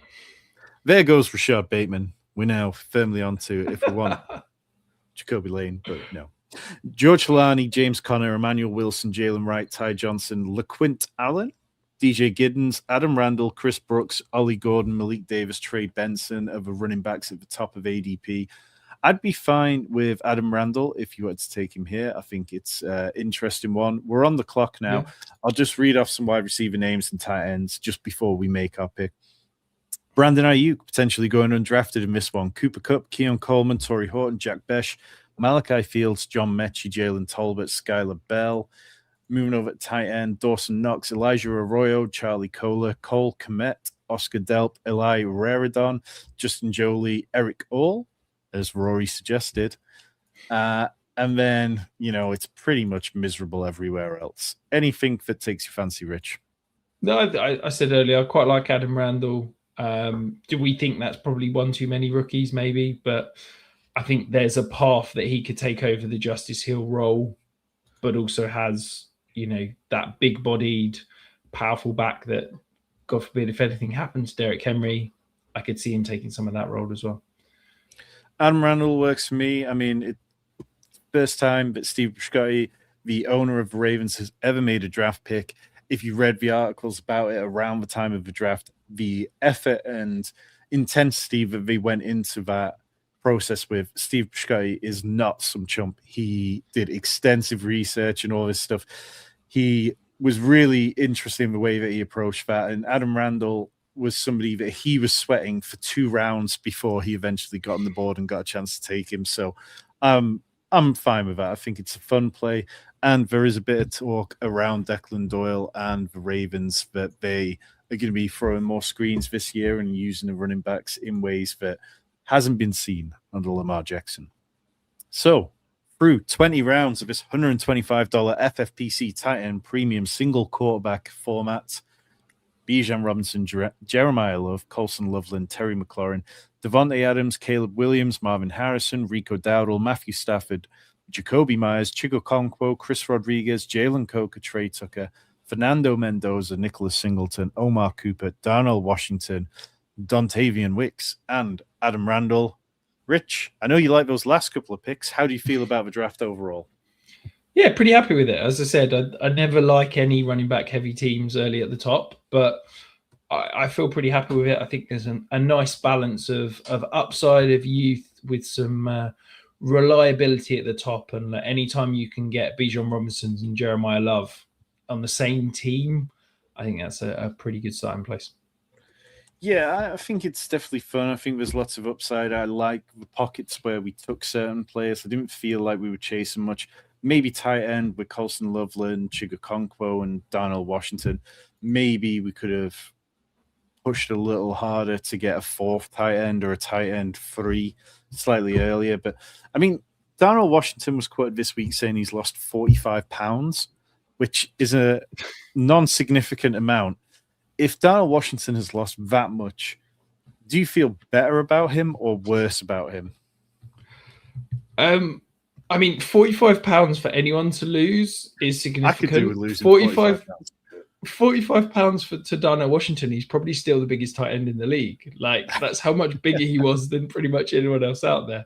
So no, I'm not overly concerned. I think to me, if he's losing that amount of weight, that signifies that hopefully there's some more excitement there. We're going to see him out on more routes. He's not going to be that 6th offensive lineman, and the guy's still huge. We know that Aaron Rodgers loved him last year, and he could be useful in the kind of red zone. So if we can get 7-8 touchdowns out of him as our tight end 3, it gives us a couple of weeks. As I said at the top, look, we've drafted Colson Loveland in the 3rd round. We're kind of relying on him being in our lineup 12-13 weeks of the year.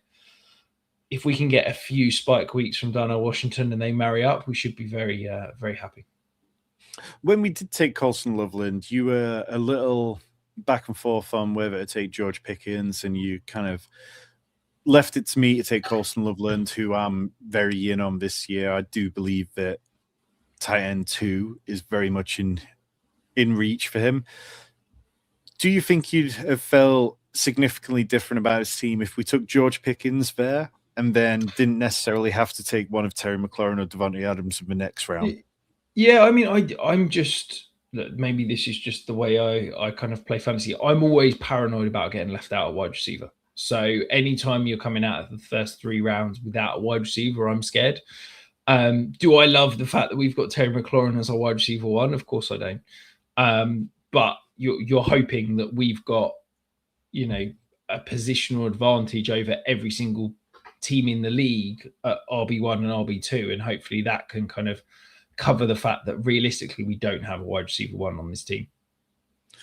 Yeah, I mean, it is a bit to go too far back and stuff like that and look at previous stuff is always dangerous, particularly when you've had a change of offensive coordinator. But Terry McLaurin in 2024, 82 receptions, 1,096 yards, 13 touchdowns, PPR wide receiver 7. So, we do know the range of outcomes is there for him. We got him at wide receiver 23. If we got wide receiver 15 production, that would kind of be a pretty good result and would probably result in this team advancing, I think. Otherwise, looking at where we took certain players, I kind of, round 9, we took Matthew Stafford as our second quarterback, obviously to stack with Devontae Adams. And I felt pretty good about it at QB 13. You look at this run that happened afterwards: Patrick Mahomes, Tyler Shook, Jordan Love, Kyler Murray, Jared Goff, Bo Nix, Baker Mayfield, Malik Willis, Cam Ward, CJ Stroud all went. So in the space of 23 picks, 10 quarterbacks went off the board. We could have taken Daniel Jones, Sam Darnold at that point to kind of make up for it. Would you have been willing to sacrifice Matthew Stafford stacked with Devontae Adams to get, say, Dalton Kincaid or RJ Harvey? No, definitely not. I think that, at the time I suggested, can we push quarterback? And you sort of said, there's no way. And I think you were proved right. Like we were very comfortable grabbing QB2. I wouldn't, it's not one of those where you've got Josh Allen or someone like that and you feel comfortable with your QB1. Yes, I think Caleb Williams has the chance to be great, but there is some risk there. Having Matthew Stafford as that complement works well, particularly with the stack. If you're giving me Caleb Williams and Daniel Jones, I'm probably feeling very nervous, and I would have maybe pushed towards we need to draft 4 quarterbacks in this format. So being able to grab Stafford, get out with 3 allowed us more capital to throw at other positions. Yeah, I think the only kind of point in the draft where I felt a little sketchy on some stuff was probably from round 16 onwards. I would have liked Braylon Allen to fall to us.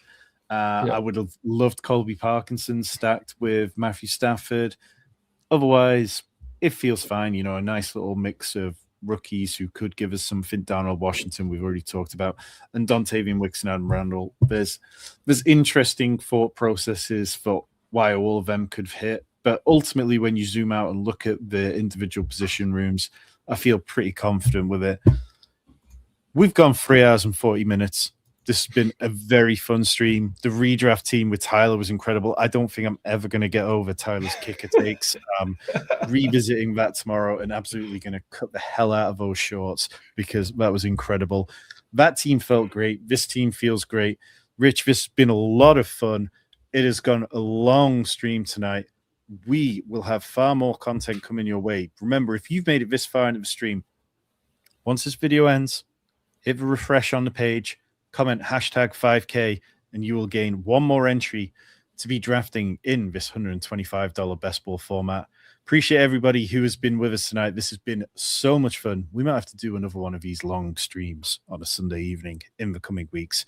We will catch you all very soon.